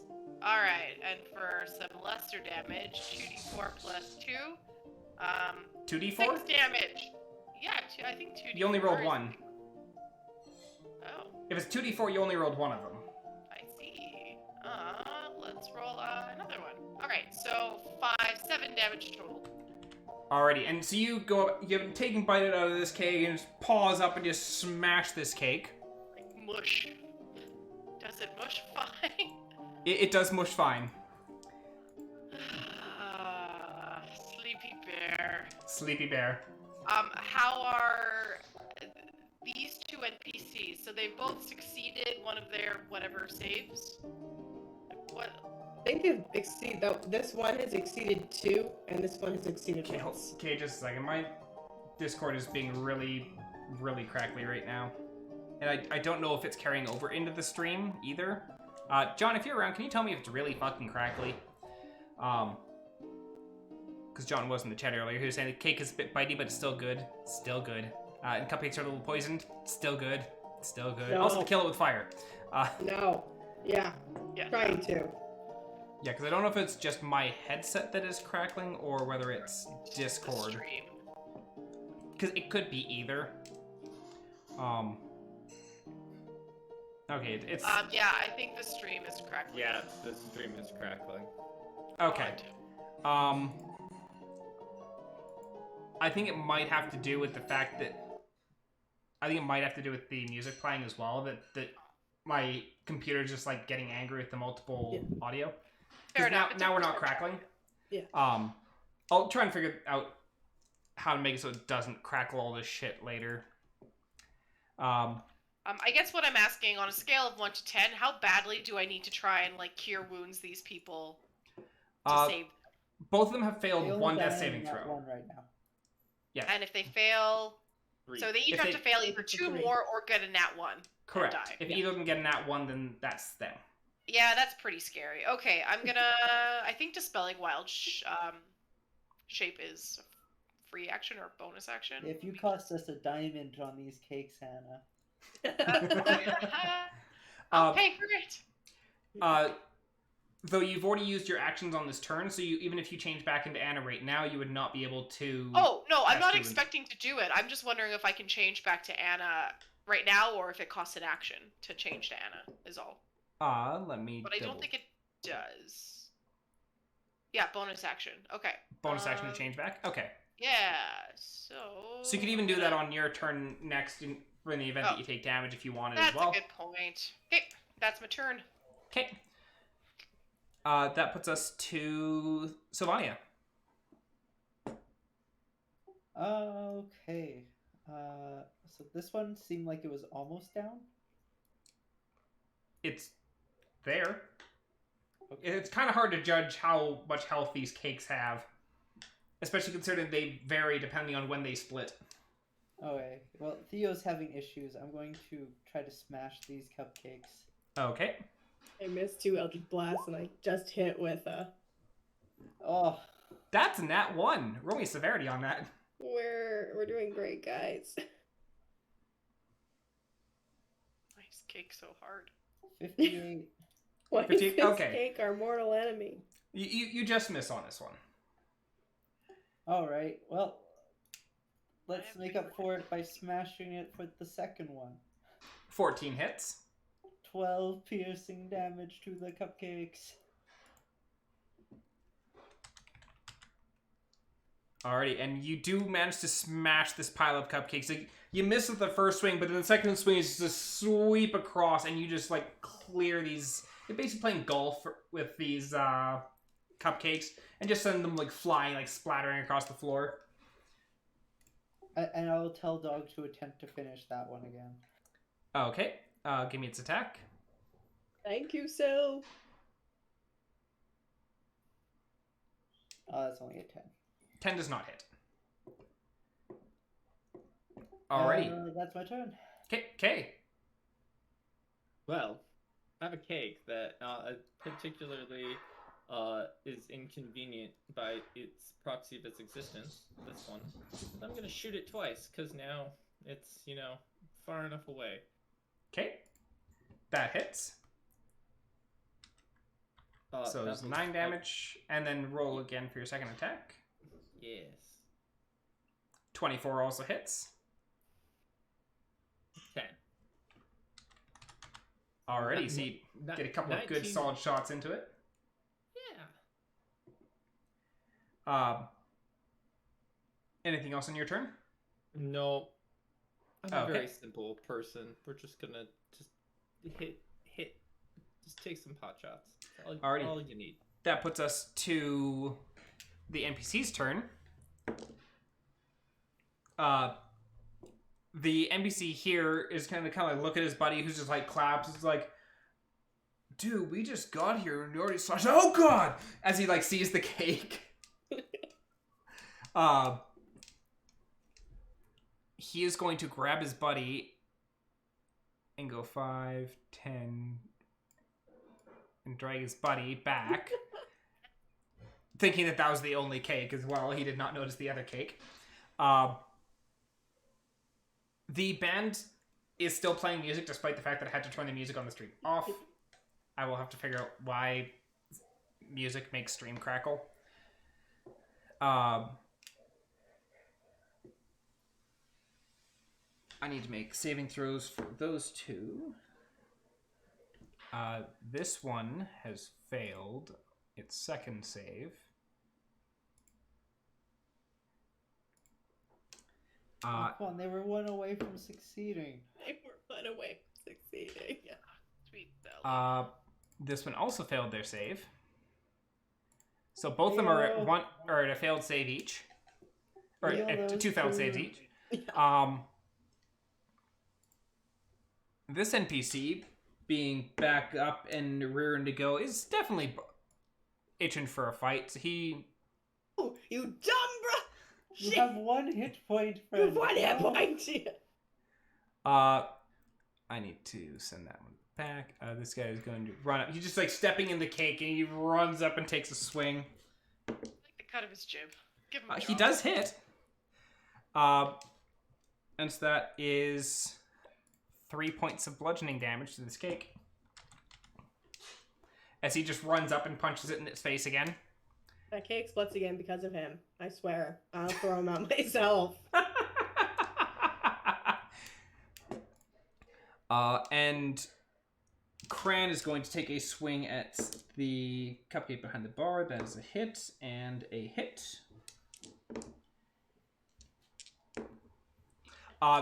You see Cran just like completely smashing these cupcakes to bits. It's just like completely just like mashing them with the bottle. Probably pissed that she has to clean her bar. Yeah. But they have kicked the bucket. That puts up to the cake's turn. The cake here, having just had someone take a swing at them, is going to try and grab him. Damn. With disadvantage, Dog's reaction, protect the customer. Okay. And they are Banes. They have to move a... Yeah.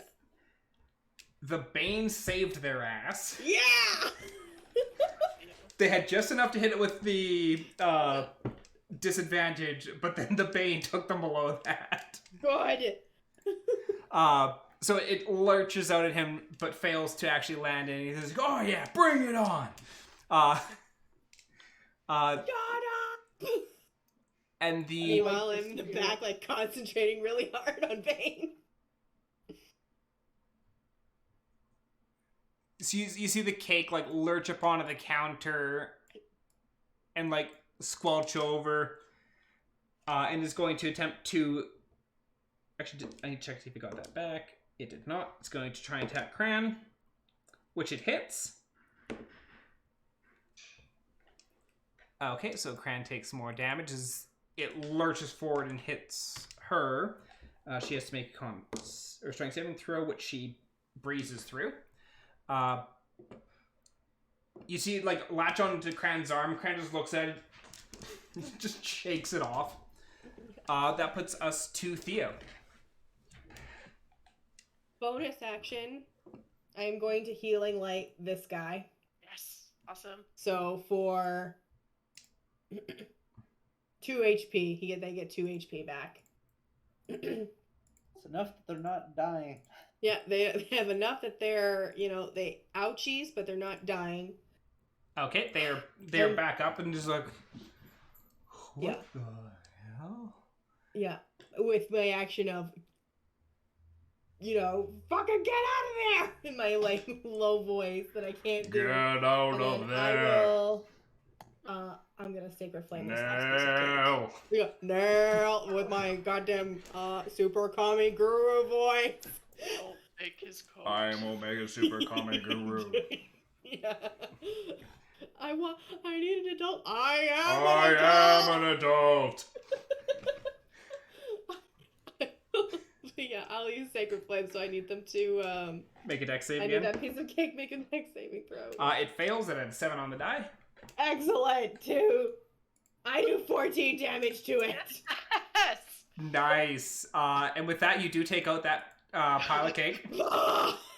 Finally. Anything else on your turn?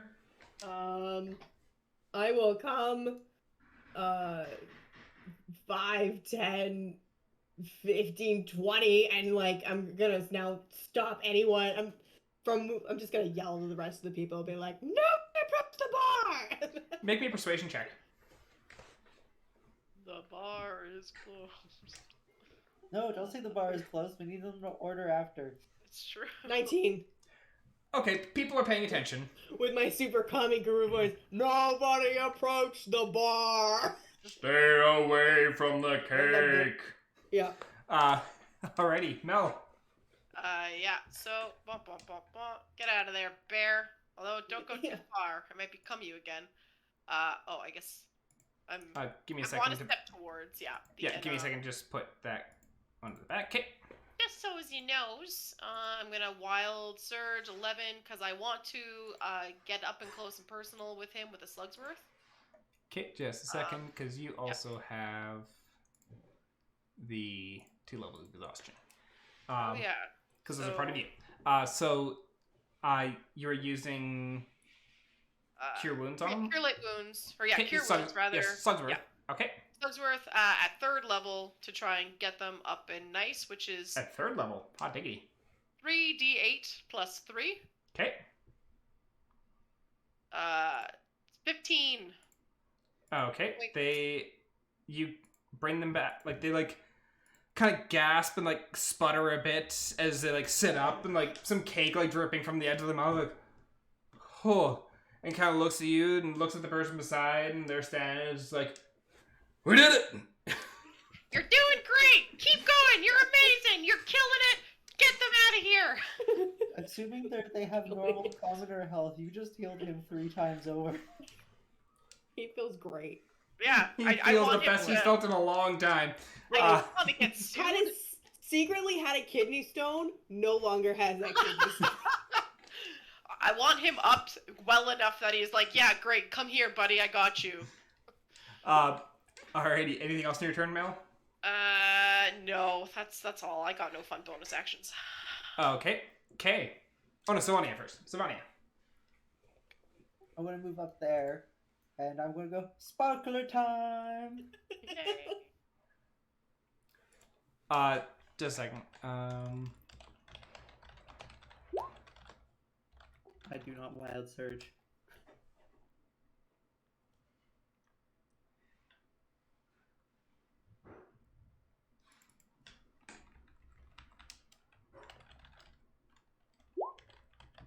Just 1 second though.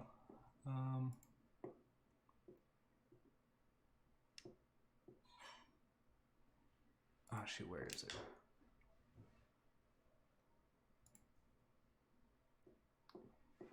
Here we go. Oh, where is it?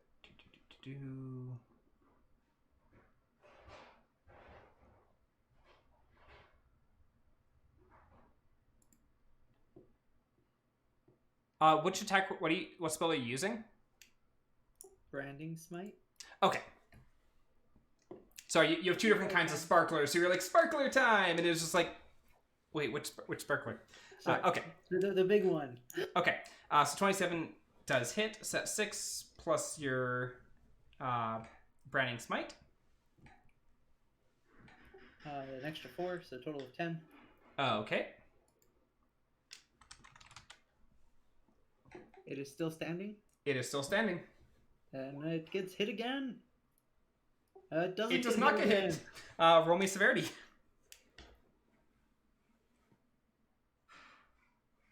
It's an 81. 81. So you manage to you swing, and like your ball is just about to smash down on the counter, and you just watch Cran's hand like reach out and snag the end of your Morning Star and look at you and just like glares like, "Do not wreck counter." I'd fix it. But yeah, so you just miss on that second attack. Okay. For my bonus action, I'm going to. Oh, Cran's been attacking stuff though. How is Cran looking? Is she looking hurt? She's taking a couple hits from cupcakes, but more or less she's fine. Okay, I won't warding bond her then. I'll get Dog to come over here. Okay. Oh wait, I couldn't do that because Branding Smite was my bonus action. That's what I did. Okay, so Dog runs over. And that's my turn. Okay.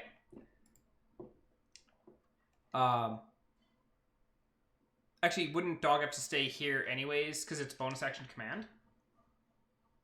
No, it's only a bonus action if I want him to attack. If I want him to do anything other than dodge or move. He can move and do the dodge action. Okay. And his reaction on his own. Okay. That puts us to K. So 22 hits. And then a nat Critical fail doesn't. Okay, so roll me the damage for the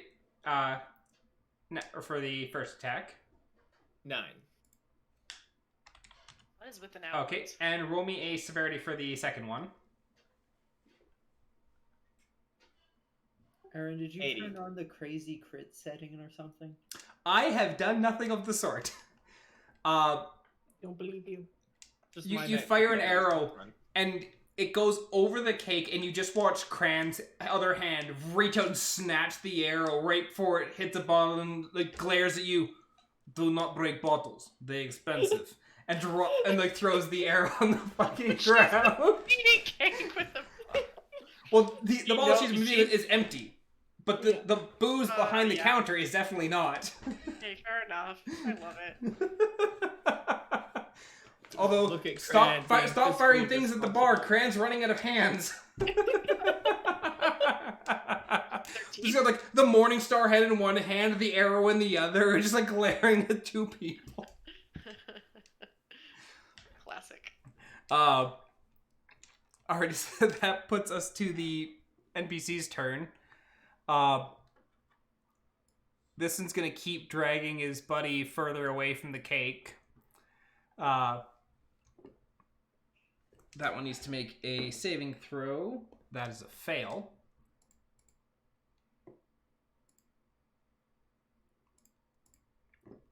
And having Theo yelling at everyone to like stay away from the cake. People are just kind of like moving around, taking seats, and just like kicking back to watch the show. This buddy is going to roll a contested athletics against the other guy.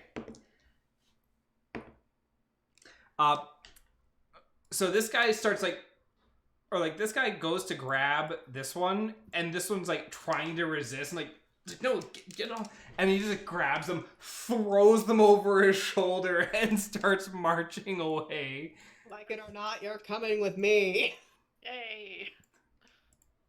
And just like marches him over, like sets him down by the table, like, there, you're safe. I saved your life. And he's like, I'm fine.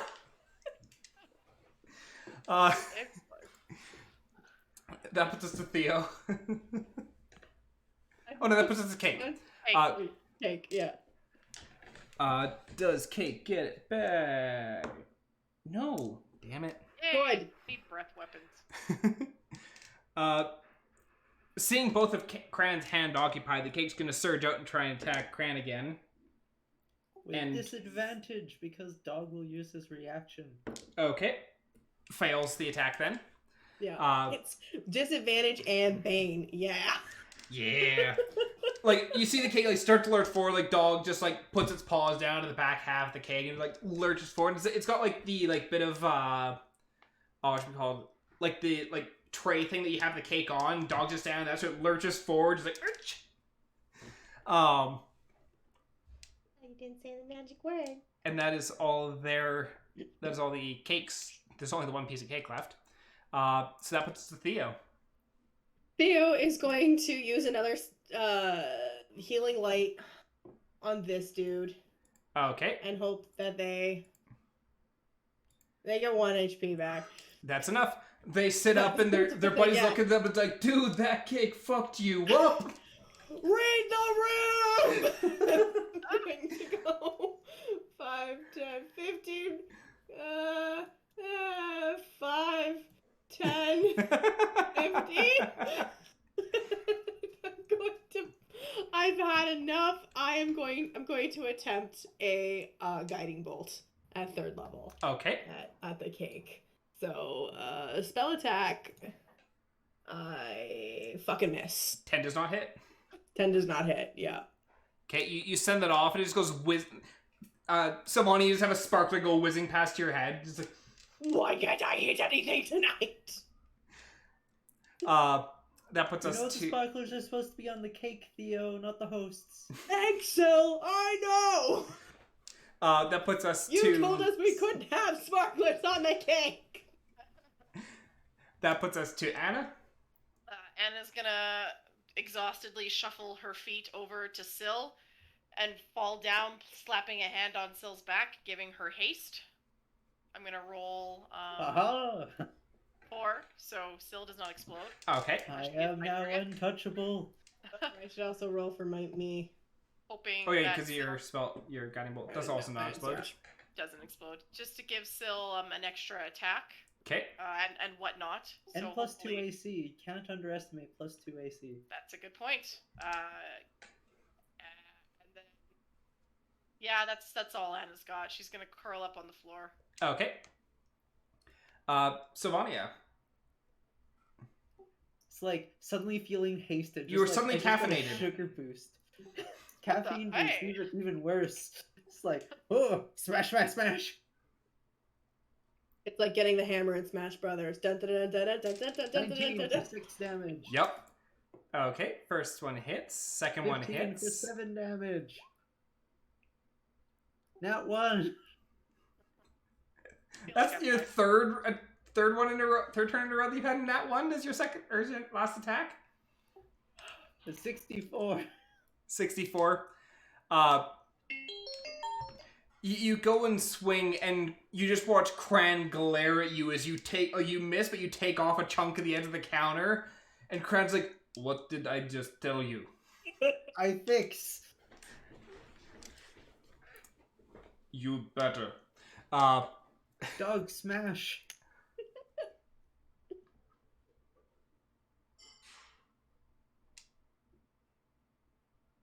$23. That Dog hits. smashes. Oh crap, what's dog's die? I think it's a D8. Yeah, D8.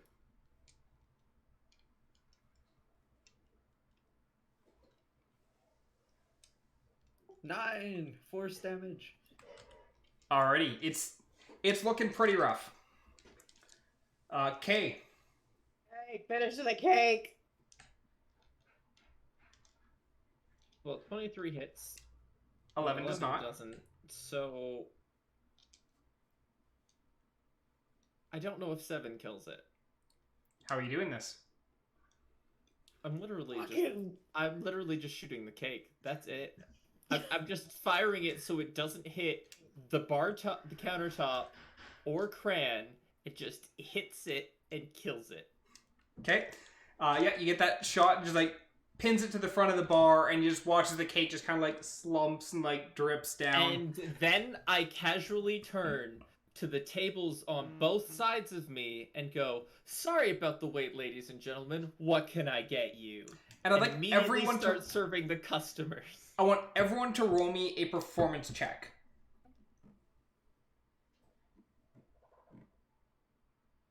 Theo is just back in it. I need to roll one for Cran as well. I could have used that nat 20 the roll before, but I I'll mean, take but it. performance is better. And then actually let's grab. Still just straight up distracted, just like, oh, some cake got in dog's paws. Need to get this out. Alrighty. So as all of this, like as the like chaos kind of settles down, the guy who would like run up and like was fisticuffing the one cake, he like kind of looks around and he's like, "Yeah, we did it," and he takes a bow. And like you hear the rest of the patrons start like clapping and clapping. Start clapping. Try and turn this into a positive. And he's gonna look at you, Mel, and he's like, "You turn into a fucking bear! The fuck is that shit?" And he like grabs you and pulls you forward to try and make you do a bow. I slump forward. You slump I'm forward. like a ragdoll. Give a thumbs up.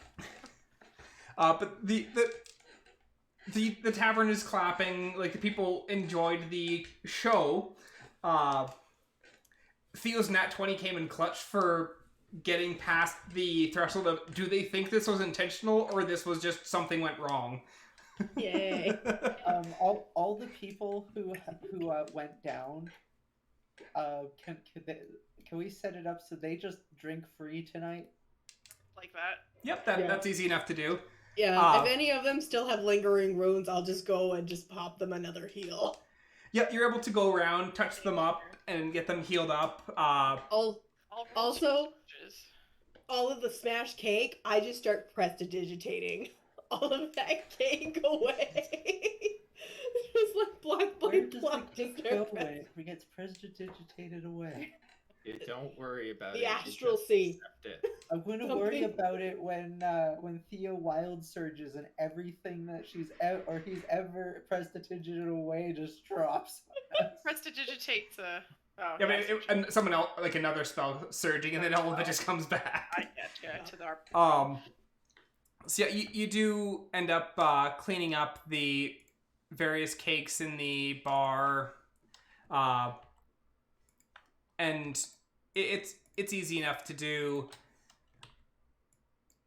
You're able to get the NPCs set up so they can, like the ones who went down, get to drink free for the evening.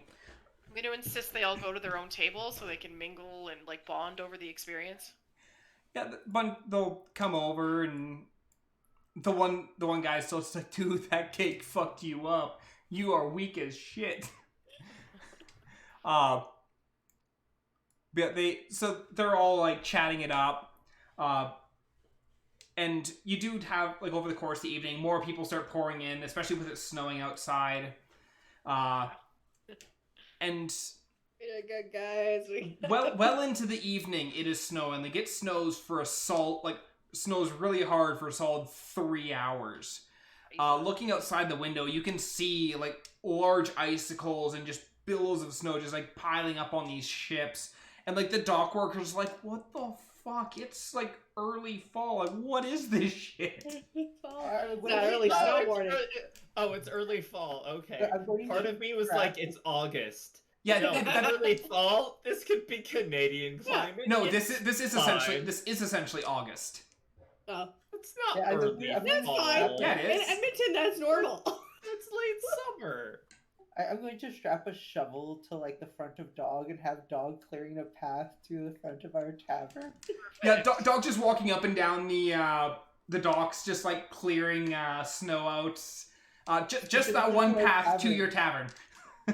While everyone is doing that, I am going to go to Anna and Cran and go, what the fuck did you put? Hey, what the fuck did you put in that cake? Also, we better hope this is permanent, or I have to spend money to fix this.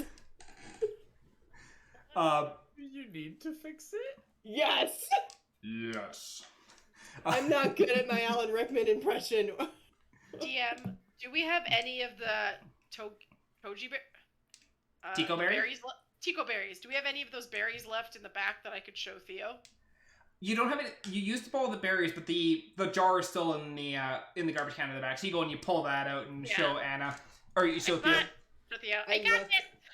She I said it look- was I like, is there like a label or something? There is a label. What's it Uh, say? It says it's Tico berry, Uh-huh. and it describes a little bit of the flavor. It does mention that it has a bit more bite. Uh-huh. Anna didn't catch that in the market when she bought it either. you. I'm pretty sure Anna specifically asked for something with a little bite. Mm. But Theo, roll me a nature check. 12. Nothing. You wouldn't know necessarily what Tico berry is. Jesus Christ. Is there a warning on the label that I missed? I feel really bad. Nope. It says, it does say it's got a little bit more bite. It got does. a little When bit Syl more comes bite. back It's in like Barks from, has bite. Just except this one is a jelly. Yeah. Can Syl see if she knows what it is? Yeah, I passed the jar to Syl. Only at 14. 14. You also wouldn't know. I didn't looked at it, I'm like, I don't know. Back to shoveling. Hey! Can I borrow you for a moment? Hey, like casually wanders over and is like, hey, yeah, Cran, I need spews off a couple of orders. Yeah. Can I get you to get me these drinks ready for tables 4, 5, and 6? And then I'm gonna be like, what? Got it. And Cran starts making the drinks. Do you know anything? Do you know, first off, don't say anything about my voice. Secondly, do you know anything about Trico berries? And I passed the jar to Kay. Kay, roll me a nature check with advantage. 17. You I rolled it think. twice. Why did it roll? I don't know, did you double click? But you got a 12. You don't know. I don't know. The name sounds familiar, but you can't remember why. Cool. Moving on. It's not important. I know, we didn't order this cake. We made this cake. This is the only weird substance that we have. I won't buy it again. No more Tico berries. It was my bad. This might be the point I should bring up that something went wild at one point on the last day when I was doing the skywrite thing, and the skywrite didn't work, and I have no idea what that did. It might have been the cake, might have been the Tico berries. Did we make the cake? Did we make the cake yesterday? Yes, the cake was made the night before.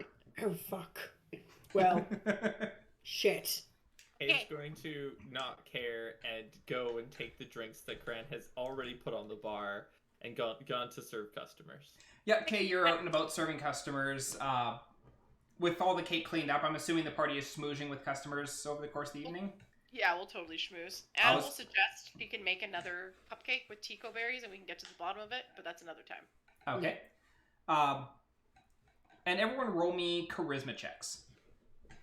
Charisma checks. 7. Nobody likes my voice. Hell, Anna needs a nap. 7, 3, and 2 nat ones. Oh boy! Hey, I just want to make a point. I have a nat 1 on one side and a critical 20 on the other side. This You isn't do. fair. What is this nonsense? I think it's better that we roll like shit now. Uh, So you're going around and feel like people are looking at all of you a little bit odd. And you're not entirely sure why. As you're like smoozing with customers, all that kind of stuff, like chat with them. I just And then as realized you're that- walking back up to the bar, you realize you're like you went around and prestidigitate all the cake off the floors, the tables, the counters. Yeah. The 4 of you are still covered in cake. But you can't see it on me because I have been disguised. No, Sylvania, you got like this glob of cake like in your hair. But I disguise self. It hides it. I'm also wearing my full armor, but look like I'm wearing a dress. My wig is ruined. The wig is no longer bright orange. Yeah. So the all in all, like the grand opening is fairly successful.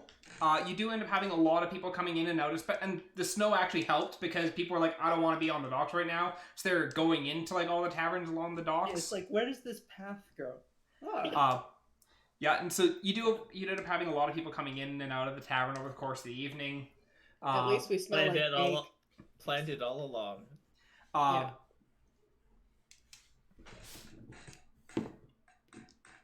And you do see, like every little bit, like Neri peeks her head out of the kitchen. Like she's placing like food orders on the counter here, and Kay's going up and grabbing them, take them out to the tables and all that kind of stuff. And she's doing a pretty good job of keeping up with the bustle. In case you're wondering, we never have cake attack us like that. I don't know how that happened. It was an act. Yeah. Totally. An act. Yeah. That. The whole Nah. plan was that the people that the cake attacked got free drinks for the night as a promotional event. Yes. Jeez. Kay, roll me a Nobody's ever deception at check. it. 16. As some of the people are asking, like, was this all staged? You do start telling them, like, oh yeah, this is all intentional. It was a promotional thing. Like, the cake wasn't actually all that harmful, and we were going to be able to take care of anyone who went down. And then those people who attacked or who fought the cake themselves, they got drinks out of the deal, and they're like, oh, darn it, I should have went up and fought the cake after all. But yeah, you do convince people as they're asking about it. And so as the evening comes to a close, that is where we're going to take a break. So we'll be back in about 10 or so minutes, and then we'll figure out where the party is going to next after the sweet adventure of the start of their day. So we'll be back soon.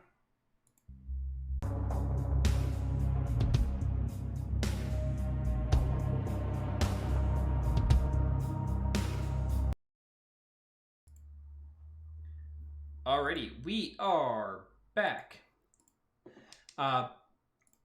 So after an exciting evening with the grand reopening and the cake promotion, the party is starting to get ready to head out towards Shilmista.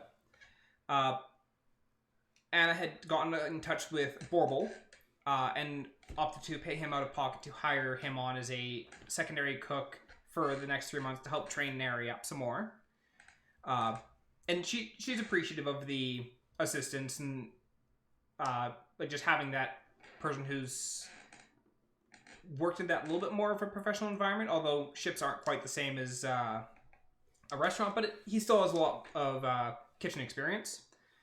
And so he comes and he's working at your tavern for the next few months.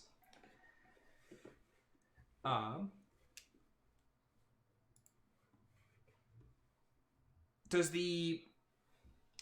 Anna, you had mentioned also to me before about wanting to pay a visit to Zane. Yeah. Yeah. Okay. Were you going down there on your own, or were you going with Kay, or what were your plans? If Kay's interested in just taking a jaunt down to the seedy underbelly. I mean, I'm always up for a jaunt to go to the seedy underbelly. Cool. Then yeah, I'd probably just quickly do this errand with Kay to get me there so it's quicker. Okay. So you go down to the underbelly with Kay guides you. Kay, roll me a survival check. 18. 18. You managed to navigate your way down there pretty easy. Like you've grown pretty accustomed to the flows of the sewers, the sounds to look out for, and so as you get down to the underbelly, Kay, are you going with Anna to try and meet Zane, or are you going over and checking the job board? Or I mean, like Always. the errand board. I mean, I'm always going to check the errand board. Okay. So Kay, you head over. Oh, sorry, what? Well, it's the default for when I'm going there, but this trip will also include Gathorum-related business as well as Shelmista. Okay. So you head over to the job board.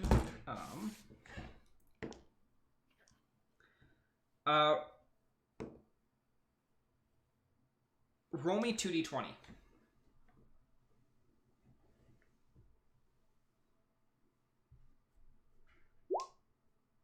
9 and 5. 9 and 5. Wow. So you're looking at to see if there's anything for Gathorum or anything for Shelmista, and you're not finding anything on there at the moment.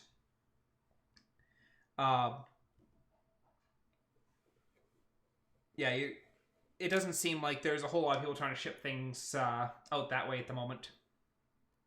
That's cool. Anna, as you head over and you see the guard standing outside of Zane's chamber, and the one kind of looks down at you and is like, "What do you want?"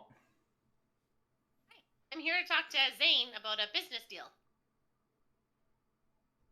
Is he seeing people right now? Find out. Knocks on the door. Few seconds later, the door is opened by Zacharias. He's kind of like looming over, and he looks down, just kind of eyes you over, and kind of like nods for you to follow in. Wow. Giant. Yeah, you go up to like his knees. So as you come in, you can see Zane sitting at their bar as you enter, pouring a couple of drinks. Anna, come here, my dear. If you've come alone, we've obviously much to discuss. And they'll slide a drink over in front of you. You know what? I'm not even going to insight check him. I think he's all business. I will take a respectful sip and not worry it's poison. Make me a con save. No. So what is it that has brought you here today? Well, Zane, I'll cut right to the chase. You have access to people that I don't, and I'm kind of hoping to use their services. Specifically, people that can get in unnoticed, get information, recon, sort of things. Spies, if you will. So you're looking for information? Yes. And what do you have to offer for information? Well, And also, what information is it you seek? Yes. And Anna will ruffle through her bag and produce the letter given to her by the Scorched Hammer clan man, Bravik. Yeah. I'll pass that to him and say, specifically, the Scorched Hammer clan. It's a very old family, big contender in the war years ago. I think they're planning something big. I think they're amassing an army. I think they're going to attack, though I don't know who, when, where, what, anything.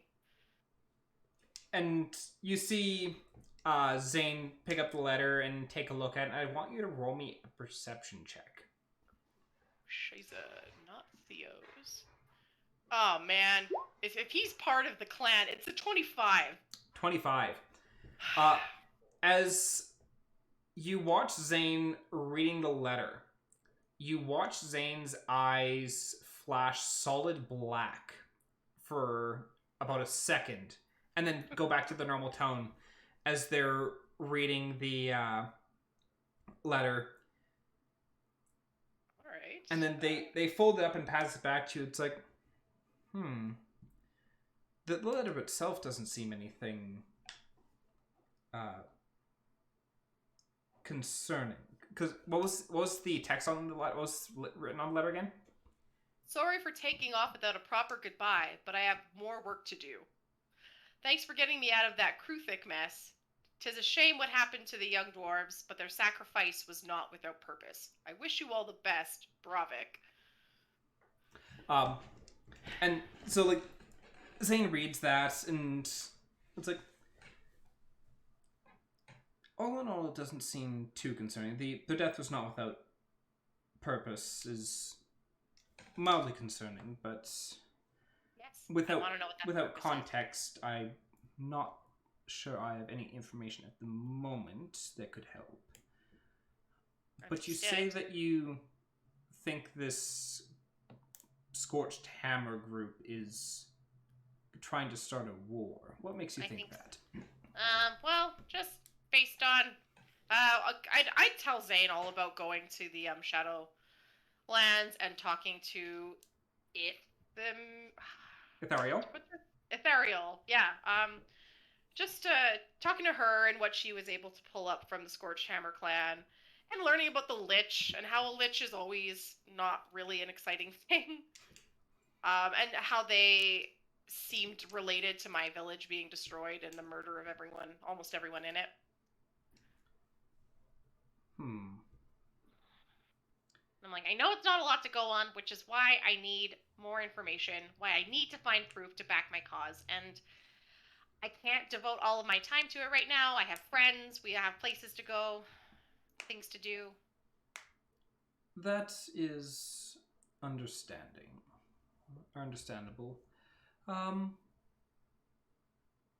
And if I were to utilize my resources to try and gather additional information, what is it you have to offer in return? I'm not a charity case after all. Of course. Well, I think you value information perhaps more than I do. And we are looking into how to get to this mystical library, and I would be willing to share that information.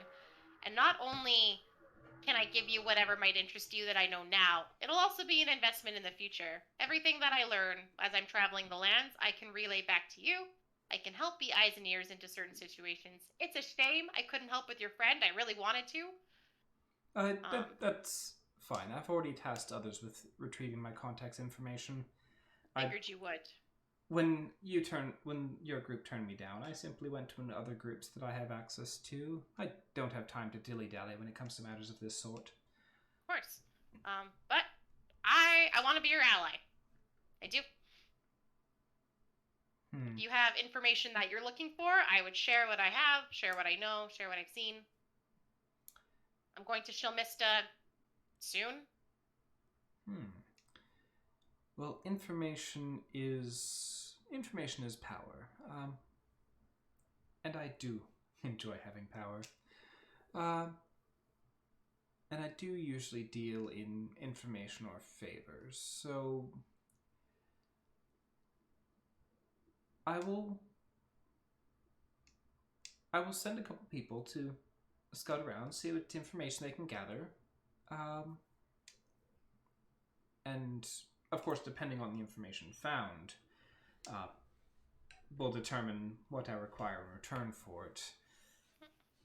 Because the harder information is to obtain, or the fewer people who know about it, it can become more expensive to obtain the information, or the information is worth more, so it becomes a bit more expensive for you.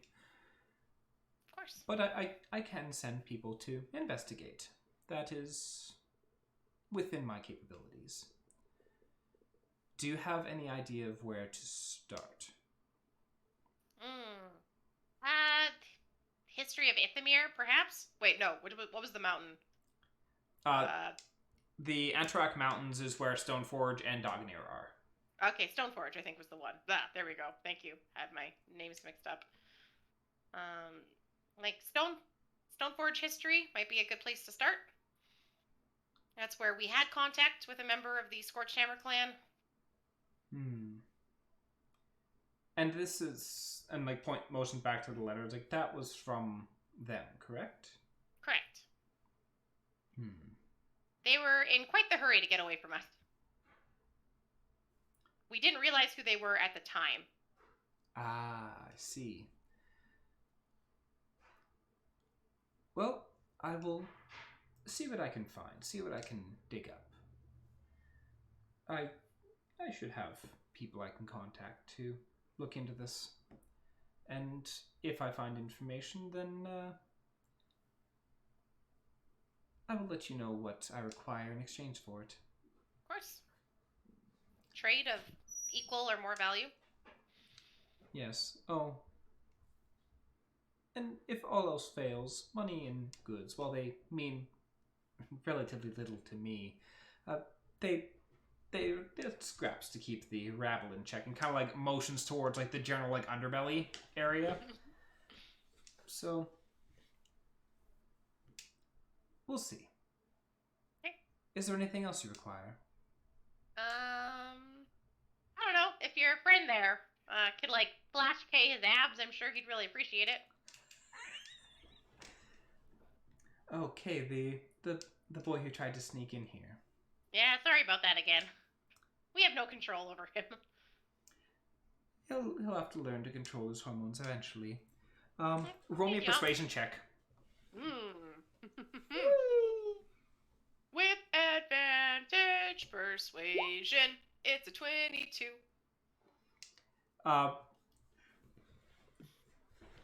As like Zane motions Zacharias to come over and whisper something in his ear, and he kind of nods and, well, I believe with that our business is concluded for today. If you need anything else, don't hesitate to stop by. Thank you very much, Zane. And I'll give him a bow. And tell Inra I say hi. And then turns and heads into one of their back rooms. Still writing fan fiction about those two. So when you head out, Kay, were you waiting in the general area for Anna to come back out? I figured I would have just done a loop, because I'm like, I don't know how long this is going to be. I'm just going to do a quick loop, gauge. But I figured that I'd be back around, because the underbelly, while it's large, it's not that large when you're a bored, absent-minded teenager who's essentially just like autopiloting their way around. Is this interesting? Yes. So I figure I would have done a loop, and I should be in the near-ish vicinity when Anna exits. Okay.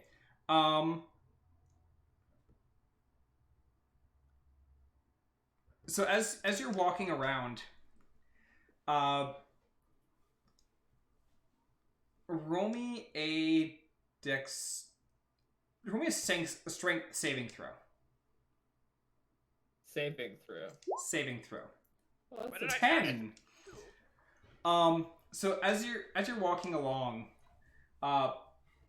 like once again, absent-mindedly, you've passed a little bit past the guards by Zane's chamber, and then suddenly you feel yourself grabbed and pinned to the wall. Didn't ask for that. And you just hear so your like chest is pinned up against the wall, and you just hear the faintest whisper in your ear, low, bit guttural, as Zacharias just says, "Hello," and then let's go. And you spin around and you see Zane there, or no, Zacharias there, just like looming over you, just like inches away. Hey, just like takes a moment to like recover his heartbeat because like followed by Kay being like unbelievably flush. I just gonna like because Kay has to look up. Yeah. Hi.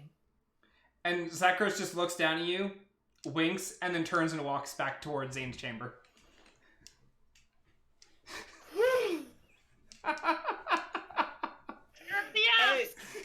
And Kay's just gonna... Kay's actively just, like, this moment of, like, that high school fangirl moment of, like, the boy or the other that you had a crush on talked to you. They don't normally talk to you. They don't normally acknowledge your existence, barely at all. They said, "Sup? How you doing?" Like, to quote one of my favorite movies, Mean Girls, on October 3rd, he asked me, "What day is it?" I said it was October 3rd. Like, the moment of, like, emotional woo! Just happened to Kay, and Kay is now, like, Kay is in a state of swoon. Like, Kay's like, my day is made, this can't be any better. Like, what possibly could make this day any better? Considering, note, Zacharias did that while I was flaily noodly arm man. Mm-hmm. According to everybody else. So Zacharias was not bothered by that in the slightest. And just like, yo, me to a wall. Kay was not expecting it. Kay doesn't know what to think about it. But his heart stopped and it fluttered. So, hi. Alrighty, says, I'm assuming that you two are heading back up to the surface? Hey, let's go. Kate, make me a survival check with disadvantage. Yeah, that's fair. Because you are very distracted. That is a nat 1. Ah, shit, we're gonna die. Because I would have been paying somewhat attention. Well, when you're going down and going back up, like, you're taking different routes each time, just because it's not so much, this is the route I need to follow, it's the, can I avoid the other things that are in here? Yes, it's there is a route that you want to follow. There isn't probably like an objective straight line, but there's also this massive grid network of sewers. And it's like, I have to go left here. Why? If I don't go left here, the weird tentacle monster thing's gonna jump the fuck out at me and murder us again, and we don't want that. Probably.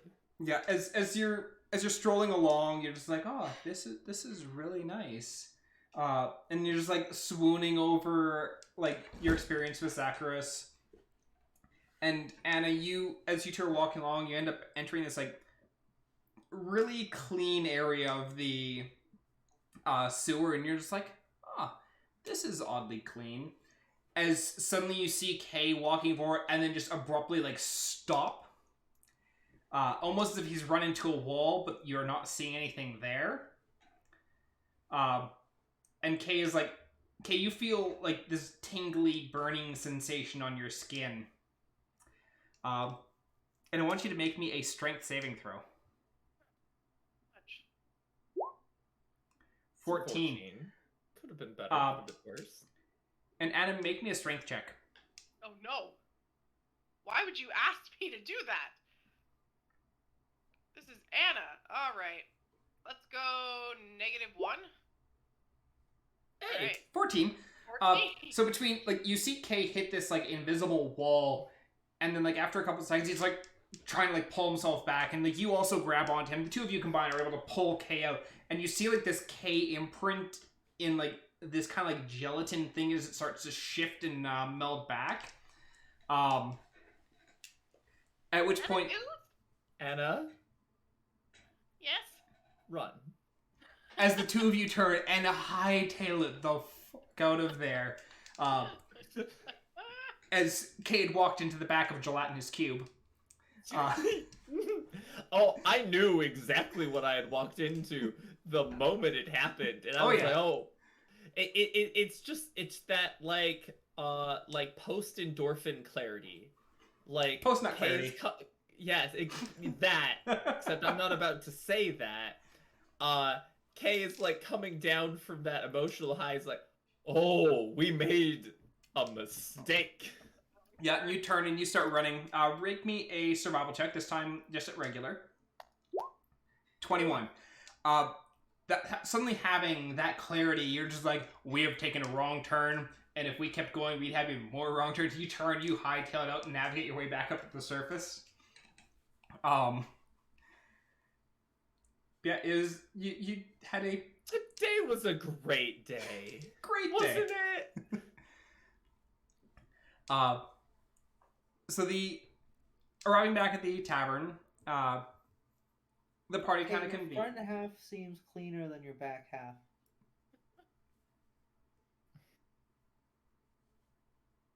Well, that can be that can be adjusted very quickly. Kay goes and lays down in the mud. I mean, Kay's gonna probably go do laundry and shenanigans and pack for the trip. About the because- line. Just that very clean line of like, clean, dirty. Kay's gonna be like, well, if you ever need something aggressively clean, there's a gelatinous cube in the sewers that you could feed. Oh, And then probably Kay has is gonna much just of like, yours. as Kay walks to the back, just like rip off his clothes and be like, this needs to get cleaned immediately. Yeah, I it's a feel little so- bit damp from the gelatinous cube. Yes, but the problem is it also feels a slight bit sticky, but it's like, it's that level between like that sugary sticky, where it's like you have sugar on your fingers and it's like sticky, and the sweat sticky because you were all gross. So it's some weird line of, this is stickier than it should be, but unlike anything I want to, that's a normal experience. In case like I need to take a bath, I need to go be clean. Yeah. I need. This is not a problem. Prestidigitate can fix. Yeah. So you go and you're able to go and get yourself a bath, all that kind of stuff. As the party was planning on heading out to Showmist probably the next day, correct? Likely, yes. Okay. So the party did take some time and looked around to see like, is there any like caravans that are heading out that way, and was not having any luck in regards to finding that. The party had the option, or like party looking at it was like, okay, it'd take about 18 days traveling to Nolive on the road by foot. There was also a you could charter a small boat to travel up the Mistadoon River to get to Nolive as well. And what is the party deciding on for that? River. Yeah. River. 10 gold boat ride. Yeah, so it's 10 gold per person for the ride. Theo will have to take it out of his own. Yeah, I can pull it out of Theo's. Oh, perfect. Okay. Yeah, and Theo's already aware of that, so.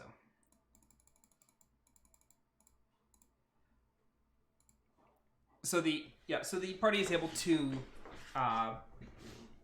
get themselves kind of set up. Theo ended up buying a whole bunch of like saltine crackers just to help stave off a bit of their seasickness. And so as the like you're told to go out to the docks, meet them first thing in the morning, and so the party was able to get their full night's rest. So if you haven't already, hit that long rest button to get your spell slots and And my healing. healing and all that kind of stuff back. Thank you. That'd be a good life plan. Yeah, that's a good thing to do. And so as you head out to the docks early the next morning, you see the fellow you'd been chatting with, Sylvania. You probably were the one who'd gone out and found them. And so you go up and you see human male, tanned, big coarse skin, kind of like a blackish, dark brown, black hair. He's bulky, but he's not necessarily fat. Like he looks like he lifts things all over the lifts and He's thick. he's thick. Hi, friend. You've come. Wonderful. Well, we paid you, so why Yeah, wouldn't you come? that you did. This here's the Wave Rider, and motions to their boat. And the boat itself is relatively small, all things considered. You could fit maybe 10 people comfortably on the deck if they're standing or sitting. There's a canopy that hangs over the top of the boat, mostly for keeping people dry if it rains. The cargo is all stored underneath the deck of the boat, and he does ask to have dogs stored under there as well. Just because he's my personal aid dog. Cat. Still, cargo's cargo. Does it get locked down there? No, but it's basically and he goes and he pulls up one of the boards on the floor. They can all just be pulled up and off, but it's mostly just because the boat is smaller to have as little on top of the boat as they can. So if we need dog, he can push his way out. Yeah, we can pull back some of the boards and get dog out easy enough. Okay. And so you're able to store a dog underneath. The rudder itself looks a little bit odd. It's basically a steering bar mounted on a swivel at the center back of the boat. But there's not, but the in the water, it's not just a flat rudder. It's actually just this small tube, probably about the size of that, just on the back of the swivel. And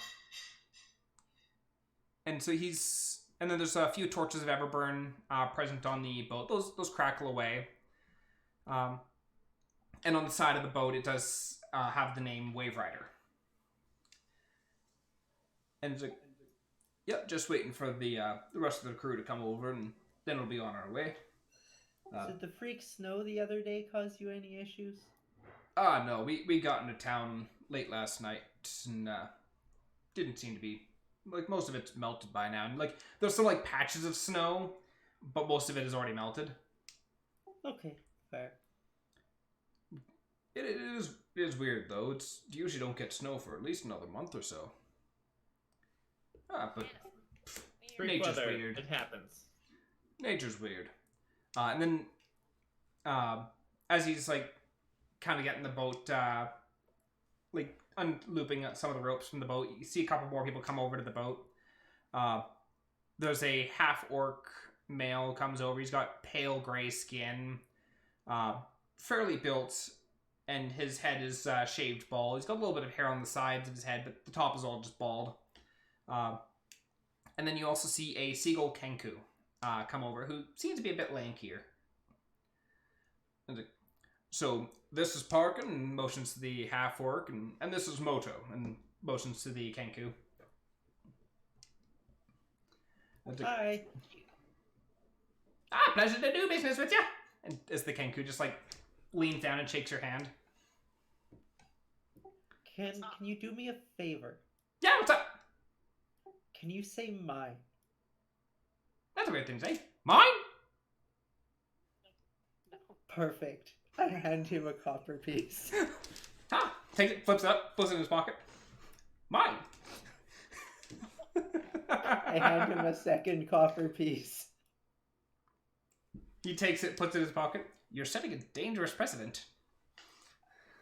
But the two of them hop onto the boat, and they're carrying some cargo, and they have pulled some of the boards back from the base and load that in underneath. You know that basically there's there's storage space for cargo. Then right on top of that is just the bait or the deck of the boat, and then it's people on top. There's no standing room underneath or like room to move around underneath. It's all just like deck, storage, bottom of the boat.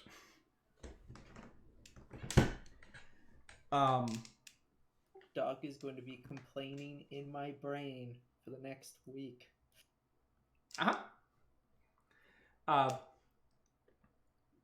So they're able to get everyone loaded up, and once you get into the boat, like he kind of pushes off from the dock and circles around just the edge of the I'm on the wrong page.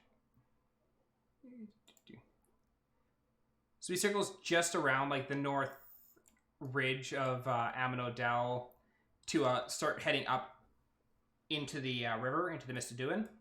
Through the bay? Okay. Yeah, because the docks are all on the bay, and so he's just like basically pulling the loop and then going up into the river of where it's coming from there. Does anyone have any vehicle proficiency?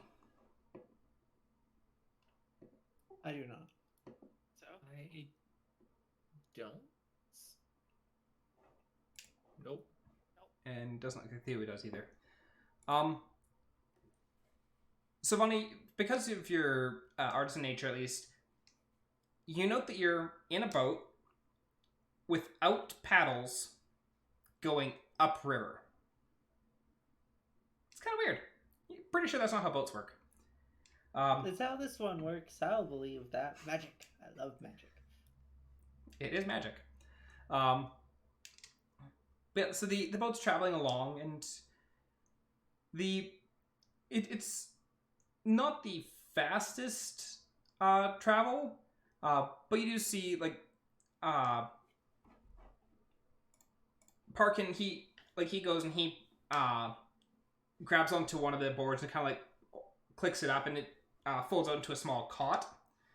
And he lays on his back and takes a nap, and you figure that they probably like just cycle through who's steering the boat at any given time.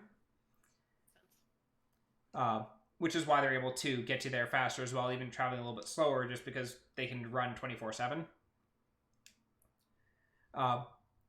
And over the course of the day, like the first day is pretty uneventful. They pass out some food at various points.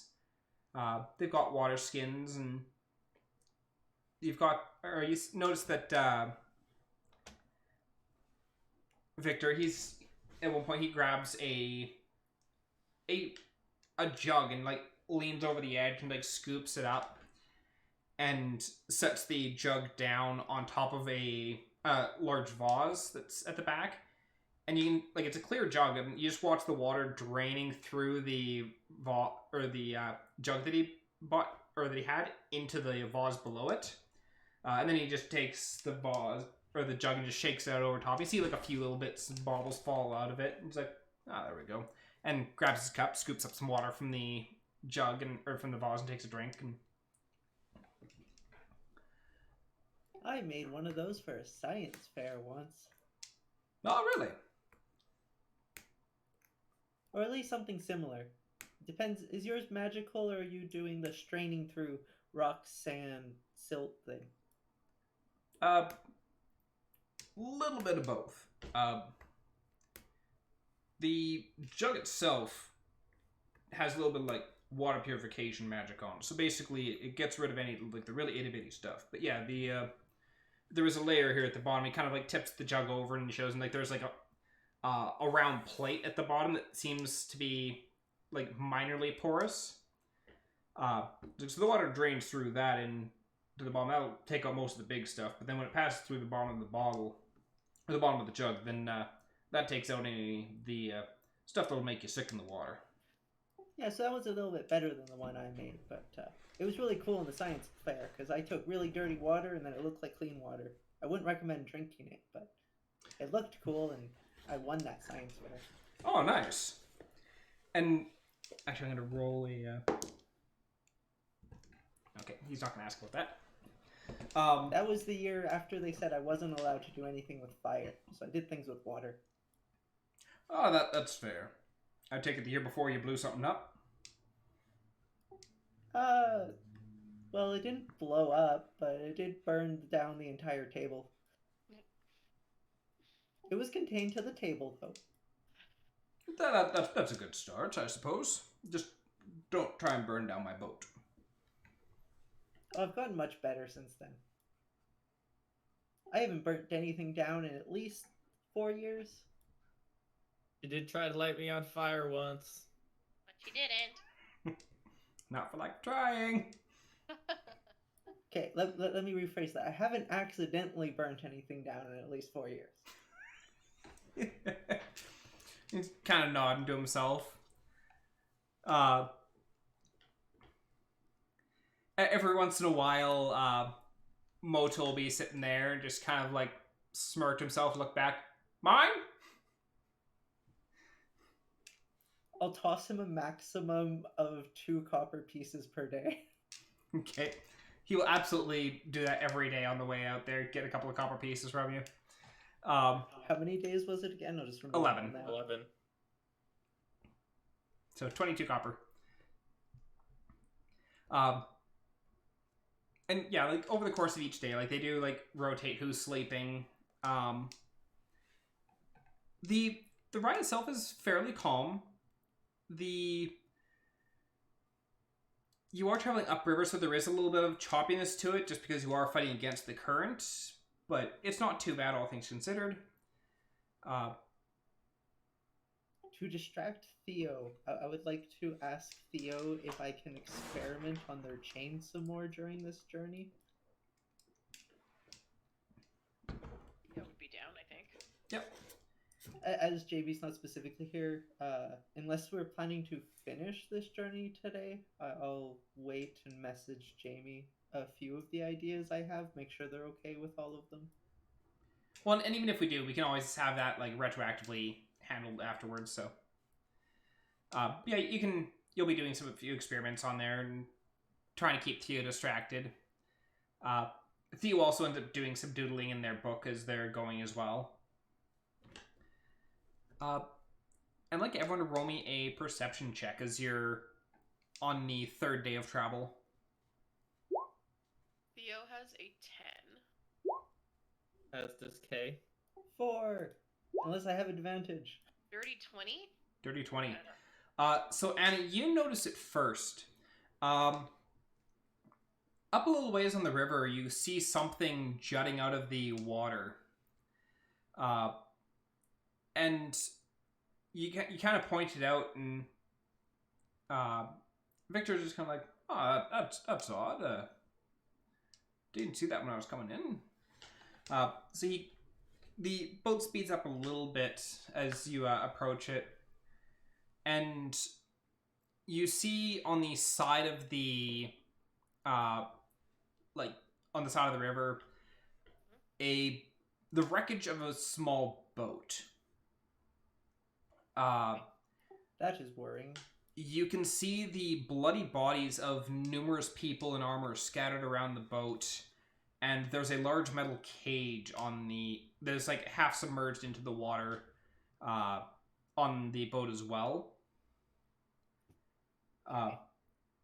And Victor's just kind of like, uh-oh. He kind of like glides his boat over to the edge of it. And he like grabs a hook and just like hooks his boat onto the wreckage and climbs aboard. Anna, could you like turn into like a fish and check out under the water, see if anyone's still alive under there? Vector Sweet Bippy. Octopus. Octopus also works. Yep. You turn into Squidna and plop into the water. The bottom of the boat appears to have been ruptured. Roll me a investigation check. Those are very good. Investigation. Ooh, no, it's a 4. 4. You're just like, tentacles scratching your octopus head. It's like, Multiple tentacles. it's like second tentacle, third tentacle, fourth tentacle, and you end up getting just sound like 2 tentacles like rapidly flailing to keep you in position as all other 6 tentacles are scratching your head. Like, maybe they hit a rock? And you're looking around, it's like, I don't see any rocks. Like, no big rocks. Nothing that would sink them like this. Huh. That's weird. There's a hole in the bottom of the boat. What would have caused that? And you're kind of, like, looking as, like, all these, like, beams are, like, jutting out of the bottom of the boat toward you. It's like, huh, that's really weird. I wonder what would have caused that. On top of the boat, is anyone looking at the... What are people doing on top of the boat? How fast is this river flowing? Not excessively fast. The boat also looks like it's wedged in place. Like it's not drifting down the river at all. I was more wondering if I hopped into the river, could I fight the current myself, or would I be pulled away? You're an armory, so you'd probably sink to the bottom. Well, if I took the armor off. I'm not going swimming in the armor. Don't have a water breathing anything ready at the moment. Yeah, you could probably fight against it. But it depend. You'd be having to make athletics checks for like not being gradually pulled down. You did say the boat is wedged in place on the water? Yeah, it looks like it's like drifted back a little bit and like hit like a rock. Like the back end is like propped up against a rock, so it's not going anywhere. So Kay's gonna hop onto the water and walk around to the back of the boat to check to see what the situation is. A friendly reminder: Kay can walk on water. Anyways, because that was your bracelet that you got from Zix, correct? It's the ring I got. The bracelet is archery. This ring I've had for a very, very, very long time. Oh, yeah, because you had it when you went to looking Gaunt's lair because you were walking on the top of the water for the first bit. Yeah. Anyways, so yeah. you go and you're looking at the back of the boat. Like it does look like the boat has like drifted back and hit this rock. So it didn't necessarily start right here. It's probably a bit further up, but probably with how much the back end is sunk, probably not too far up. Cool. Because Kay is ingenious, he's going to attempt to nudge or push the boat free from its wedging against this rock. Roll me a strength check. 12. As you start like going, like trying to push the boat free, Victor's like, hey, don't push that out right now. There's some of us on the boat, and there's him and Moto on the boat at the moment. I mean, sure, it's fine. I'm going to pull out my thing. Anna, have you seen anything? I don't think I can talk as a squid, can I? You're limited telepathy, so you have to be within 30 feet, and I think can see Sylvania. I had to be able to see them, yeah. That just means you have to come back to the surface and just look up. Alright, I'll swim up and I'll explain. Big hole in the bottom. Not sure what would have caused that. Real big hole. No rocks around. But maybe there was a rock. Outward. Outward? So something broke out of the boat, or they were carrying explosives and they went off. Maybe. Sylvania, maybe the thing in the cage escaped. Roll me an investigation check. I am good at those. Maybe what was in the cage dug its way down? Oh, only a 14. 14. There's no signs of explosions on the top of the boat, but there is holes in the top of the boat. And you'd know there's definitely wasn't any sign of explosion. You've seen lots of explosions. So I'm guessing something broke out of the boat. I'm not seeing any signs of explosion. Can I investigate the cage? Ugh. Yeah, sure. Are you staying in octopus form, or are you turning back into Anna? I'd like to stay in octopus form, because half of it's submerged. Yeah. Okay, you swim over to the end that's submerged, and you swim your way in, and you see a humanoid figure, almost completely charred, in shackles.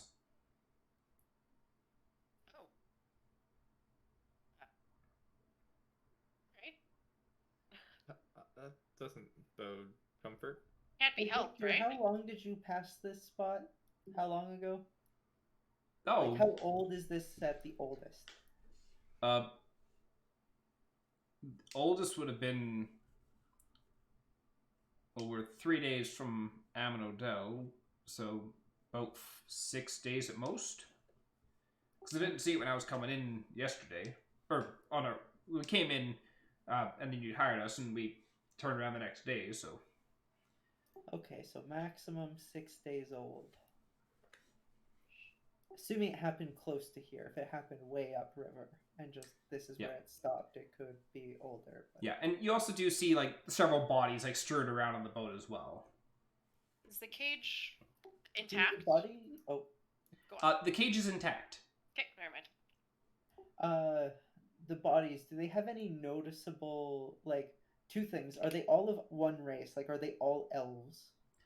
Nope, the guards are of various races. You see a couple humans. You do see a half-orc. You see a half-elf. You do see a dragonborn. Okay, so it's likely not, like, an important boat from Shilmista, like, envoys or something. And roll me an investigation check. Just The second question was going to be if they had any, nat 1 on that investigation. If they had any, like, noticeable banners, like, were they all wearing, like, a sun symbol or something? Okay. the boat. So you're looking at them and you're just like, I don't know what to make of this. Like they're all in armor, and then after a bit, Victor does roll over one of the bodies, and you can see like a large, deep gash across the chest plate of this person, and like it is carved through the metal. So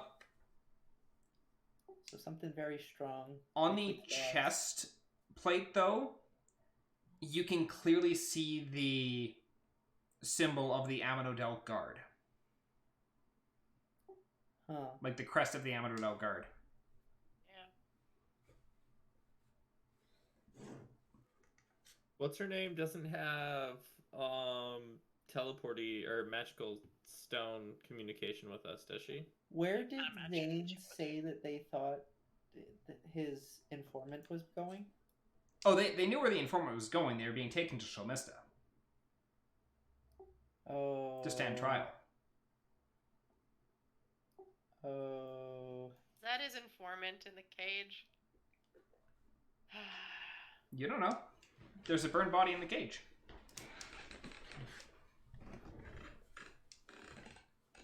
Unless one of us knows how to speak to the dead.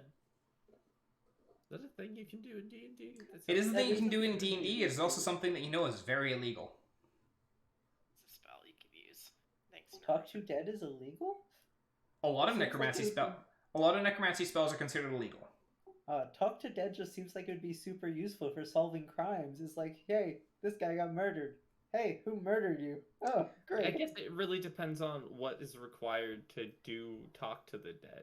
Well, the reason why things like that, like specifically things like speak with dead and all that kind of stuff are considered illegal, is because essentially it basically rips the soul back to the body briefly, just disturbing them. So it's basically you're defiling the dead. Okay, fair. I mean, Yeah, there's a bunch of necromancy spells of similar nature that are illegal because of that. Octopus could probably squish through the bars. Octopus is Anna, already could inside you- the cage. Oh, you're already inside the cage. Anna, could you see that if they have, like, any letters on them or anything in there? I know Like they're birds, burned if they in do. shackles, but... Yeah, I'll do like a once over of the body, or to see if maybe any of his contraband was in the bottom of the boat or something. You could roll me an investigation check as you're searching, or actually perception check as you're searching around. 11. 11.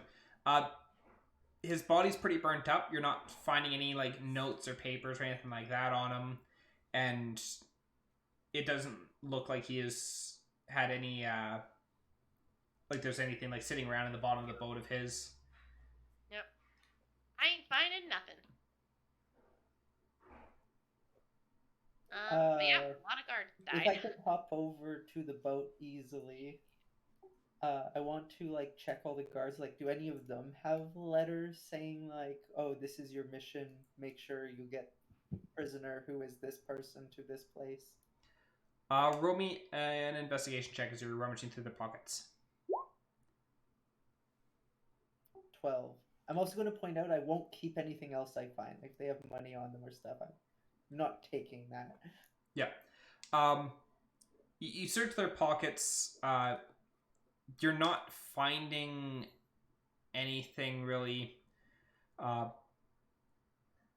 There is one guard who has a very waterlogged piece of paper in his pocket, but it's nigh unreadable at this point. I'm going to use my stone, and I am going to. Why did I just lose her name? Our bartender. Cran? Cran. I don't know why I just lost that name. I'm going to message Cran and be like, "Hey, Cran, could you let the guard know that about 3 days upriver there's a boat with their men on it dead?"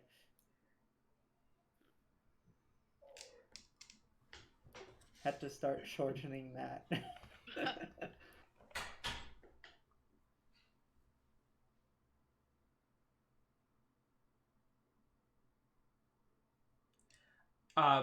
After a bit of a delay, you hear, "What did you do this time?" Oh, it wasn't us. This is their reply still. Okay. Like it's not a phone where you just like constantly talking back and forth. It's like it's still like a message being sent. It's just here. It's like, "What did you do this time?" "Never mind. Don't want to know. I'll tell guard." I am going to respond. We didn't do it. We just found it and thought the guard should know. And you don't get a response from Cran from that one. After about 20 minutes, you do hear a different voice, which...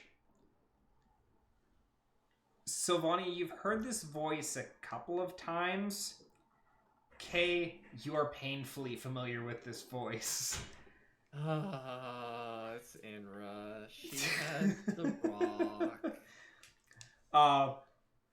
And it was just like, "You said gods are dead." Yep. There's a boat, hole in it, charred bodies.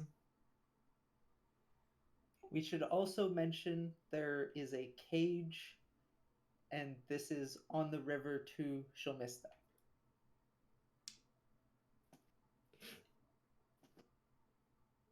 You hear silence for a bit, then just...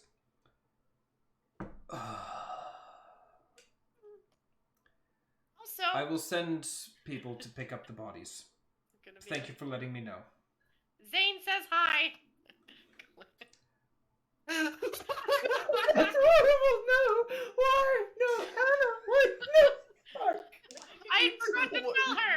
But why did you tell her that now? I just remembered. But of all the... Oh, dear. Oh, my God. That... What are you, implicating us in a crime we didn't commit? I don't By know. saying Zane did this, here's the shiny signature.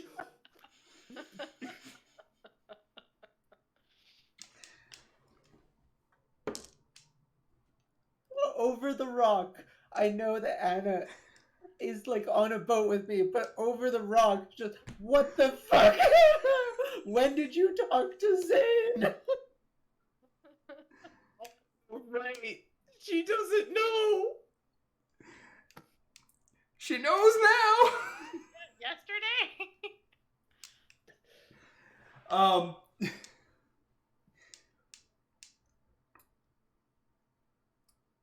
You hear...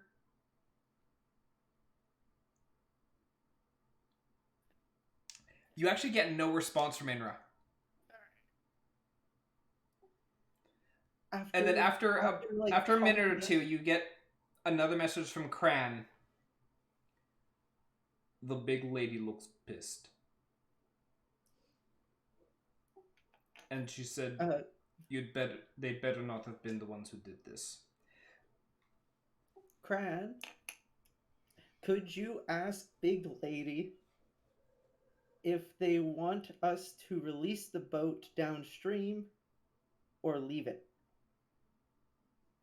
Wouldn't correct me if I'm wrong. Based on actually, I don't know. What direction is the river flowing? We're going upriver, so Yeah. we get closer to. Yeah, it's coming Okay, from so it's coming from Amardel's Ridge down towards Tubal Bay. Okay, no, that's fair. That would make sense geologically. Thank you. After a bit, Cran says, "Leave boat. Do not touch." I'll let Victor know that we had this conversation, minus the hi, and be like, the guard are going to come up, collect. Well, you have to say things when you're holding the stone, so he hears this conversation from one side, including the "What the fuck, Anna?" Yeah, I make sure to fill him in on the other side of the conversation. How did Anna communicate through the stone as an octopus? Oh, that's right. Anna wouldn't have the stone because she was in octopus form. So unless Anna had gone back into Anna form. I mean, I guess I did. Because you're Okay. right. I couldn't talk as an octopus. As we're just screaming now. Just, Anna, what the fuck? I'm sorry. It came into my head when I heard her voice. You realize you just implicated us in this we didn't- crime. If Zane did it, she thinks you just gave her a calling card. But we didn't do it. And But neither she did... doesn't know that. But the truth I will might out. have to be using my guild lawyers. Damn it. What the hell? It's gonna be fine, I swear. We haven't done any crimes. Well, I know I haven't. I'm not confident about the rest of my group right now. Theo's just like hands up. It's like, I didn't have anything to do with this. I look at the Theo, just, you're fine. Those two, though, like, Anna, I expect this from Kay. Kay is figuring out where he belongs in the world, but I thought, I don't know, I thought you were above this. I'm sorry, Syl. With being informed to like just leave the boat, Victor has climbed back into his boat and he's just waiting for the rest of the group. Yeah, I'll hop back on the boat. So once everyone's back on, he unclips it and boat starts pushing forward again upstream. Anna, you realize that even if we don't get in trouble for this, you have implicated Zane, and he's not a person you want to implicate I in think he implicates anything. himself by existing. He knows what he gets up to. I also think he has no problem murdering people who point him out. Anna, roll me a history check. Uh-oh.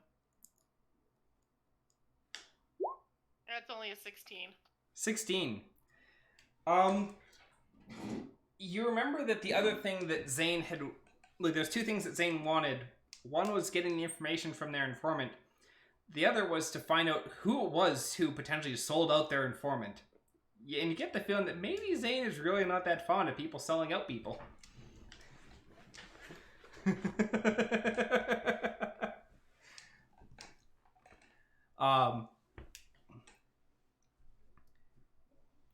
So the party travels or continues traveling forward upriver for a few more days, and all in all, the trip is, aside from the wreckage and bodies, is fairly peaceful. It's farmland mostly on either side of the river. You see the occasional like watermill and all that kind of stuff, and like buildings like built right along the riverside. The one night as you're going along, I want people to roll me a perception check as the night's rolling in. Modified 20. Theo has a nat 20 for 24. 14. And dirty 20 for Anna. Okay. We're very observant this night. Very observant this night. And Theo sees it first. And it starts out as Theo's sitting there, and then just that cold chill creeping up Theo's spine as you just... $20 says it's the asshole bird. Everyone you look at Theo and you just watch Theo's eyes narrow and glare off in the distance as you see this black silhouette of a bird flying towards the boat. It is 100% the fucking asshole bird. And you just hear as this bird comes like sailing in, and Okay, talk to it. He's going to cast Speak with Animal. Be like, what do you want? You cast Speak with Animal and yell, what do you want?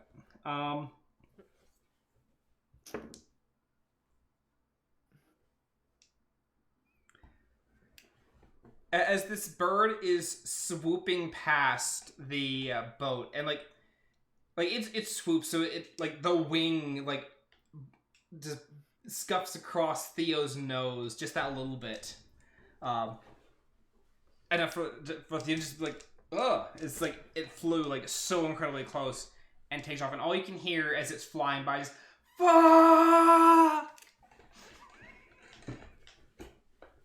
He's just gonna turn to Theo and goes, man, he hates you.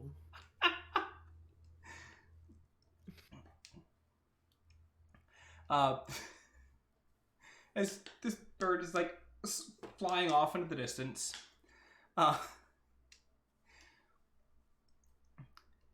and the you watch it kind of like fade off into the blackness. It's like, what in the hell? Like even Victor's just like, what in the hell was that? He's gonna turn to him and be like, it's a bird. It occasionally shows up to piss off our mage. He was like, it's a fucking asshole. Correct. We call him the asshole bird. For the record, he flew by, touched Theo's nose while saying, fuck.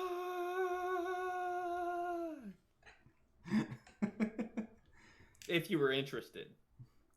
And Theo's just like, what is this fucking problem? You, apparently.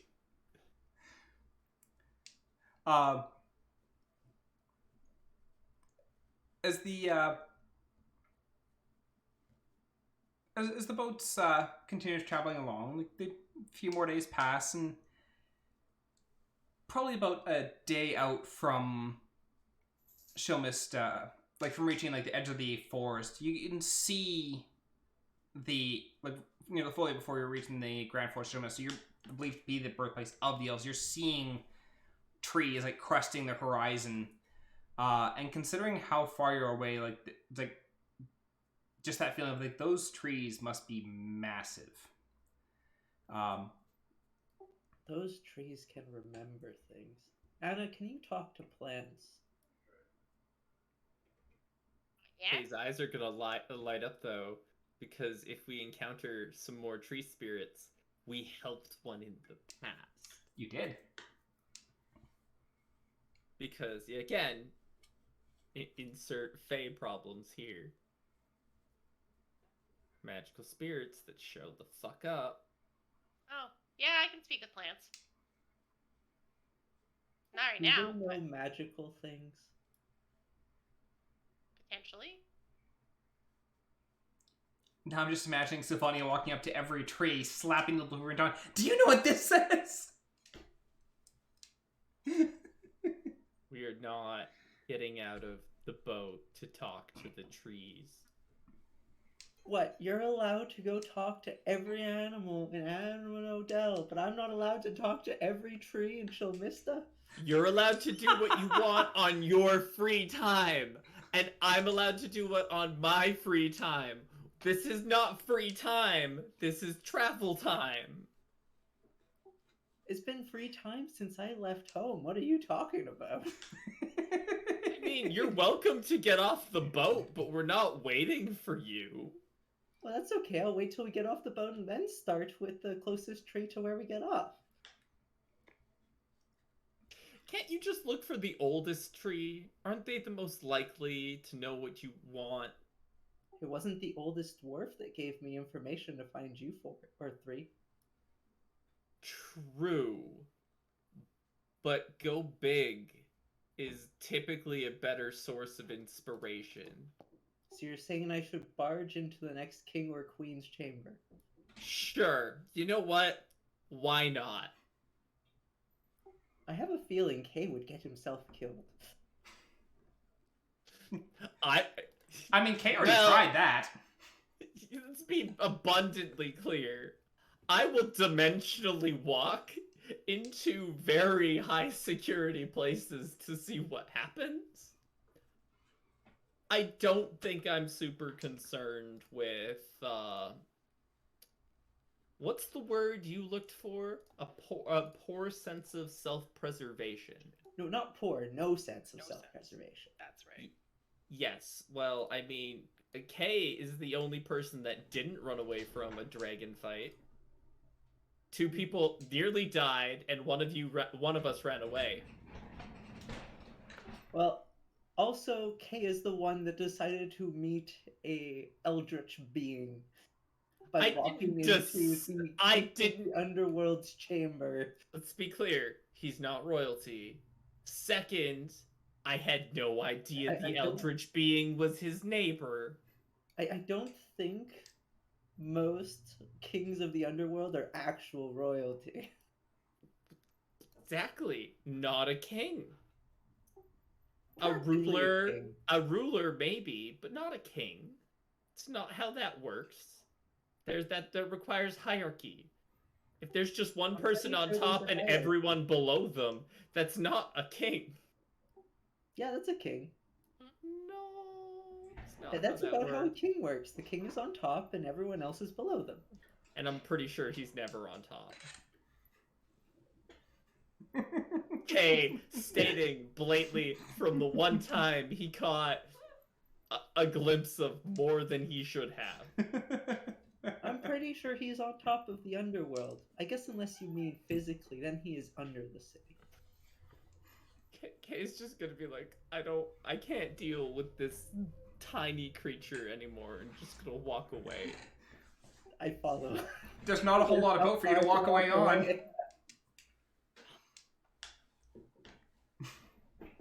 Oh, okay. No, Kay's not going to do that. Kay turn into a cloud, immediately fall behind the boat. I had 2 options. Go to the ethereal plane or turn into a cloud. And neither of which is... boat and drop to the ethereal plane, and the boat is not on the ethereal plane. Do you just fall through the boat? That's a very good question. I'm glad you asked. I decided not to find out. Kay is going to Misty Step as far along to the other side of the boat as humanly possible to get away. It's not a long boat. It doesn't. Less than 6 seconds for Sylvania just to be like, does hi. Not matter. Kay is going to use a spell slot. Roll me a search. Teleport away from this. You are very tall. You cannot hide on this boat. Almost surged. That'd have been hilarious if Kay is just like, I don't want to deal with this anymore. Surges. I was actively hoping that a surge was going to happen, because that would have got me out of this. Probably got me out of that. Gets a surge, randomly teleports in a random direction, 500 meters. We all think he just went on the ethereal plane. Tell the boat to continue. Kay just never comes back. This is my quest line, damn it. So as over the course of the day, Sylvania and Theo continue to bicker back and forth. It's like, I know I've tried this, but I could try this. Oh, I could try this. Oh, have you tried this before? Of course you haven't. I'm going to try. As you near the border of the forest, you start to appreciate the absolute colossal size of this forest. The trees along the border, many of which are a couple 100 feet tall, just tower over you. And these trees are just absolutely massive around. Like, if any of you have been to or seen the redwood forest, it's very similar to that, where it's just like absolutely massive trees. The branches stretch out over the top of the river. There's some areas where you can actually see where like two trees have started growing on either side of the river and kind of like twisted and merged together and form one tree that you're just passing underneath through the roots. As you look up while you're underneath this tree, roll me a perception check. Is that all of us perception? 30-20 from Theo. 30-20 from Kay. 14 from Annah. 6. Sylvania is very fixated on Theo's chain. Yep. I'm messing with this thing. Both Theo and Kay... Anna, do you have dark vision? No? So both Theo and Kay see it. Lining the bottom of this tree, like, you see a whole bunch of things like bats and like other various like critters that are basically just like hiding underneath the tree during the sun or during the daylight. And there are tons of them. As the party continues on down the river, eventually, or as the party's rolling down the river, Victor gets at me. He goes and reaches up to the post that the tarp on top of the boat is on. He unclips it and kind of rolls it up towards the back of the boat and just like kind of ties it off there so that there is no longer a like cover over top of the boat.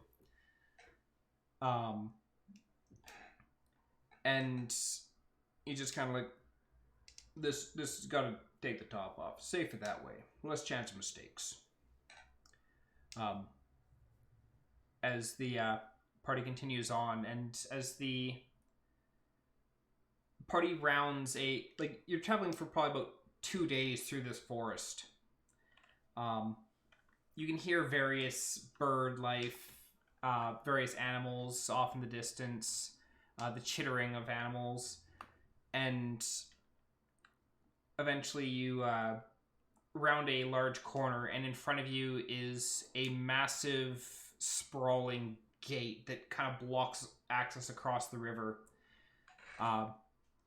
Large branches stretch across that create an archway, and on top of that archway is lined with elven archers. And one steps forward and yells down, "Halt! Speak your name and purpose." And that's where we're going to end tonight's session. Oh, I had an awesome remark. Write it down. And save it for next time. Right on. That cake fight scene was pretty great. I just wish that having the music running wasn't making the audio all crackly, because it was fun music. Yeah, it was. Oh yeah. Can confirm. Good times. And the fucking cake. And I got the Tico berry. Not bad. Oh no, it's fine. The Tico berry was specifically set up there in a way that's like, is Anna going to take this? Probably. She fell for it. Oh, for sure. But thank you to my players for coming out. Thank you for everyone who's tuning in. We'll be back not next week, because next week is Easter. That's Mel's the campaign. holiday. So Mel's campaign's not going to be here next week because of Easter. But the week after, we'll be back on for this campaign, and then the week after that, we'll be back with Mel's campaign, where she has to deal with the cavalcade of fuck-ups that is our party. That'll be fine. I feel, what horrible conundrum have we put Mel into right now? Yeah. You guys didn't pass out when I needed you to pass out? Yes, that's right. We're in the city that's trying to kill us. Yeah. Basically. Passing checks you're not supposed to pass. Nat 20s are a wonderful thing. Yes, they are. It's how you ask questions to eldritch beings. Yeah. Yup. Confirm. Alrighty. Didn't plan for it, but it happens. It happens. Alrighty. Thank you for all and have yourselves a great night. Bye. Bye.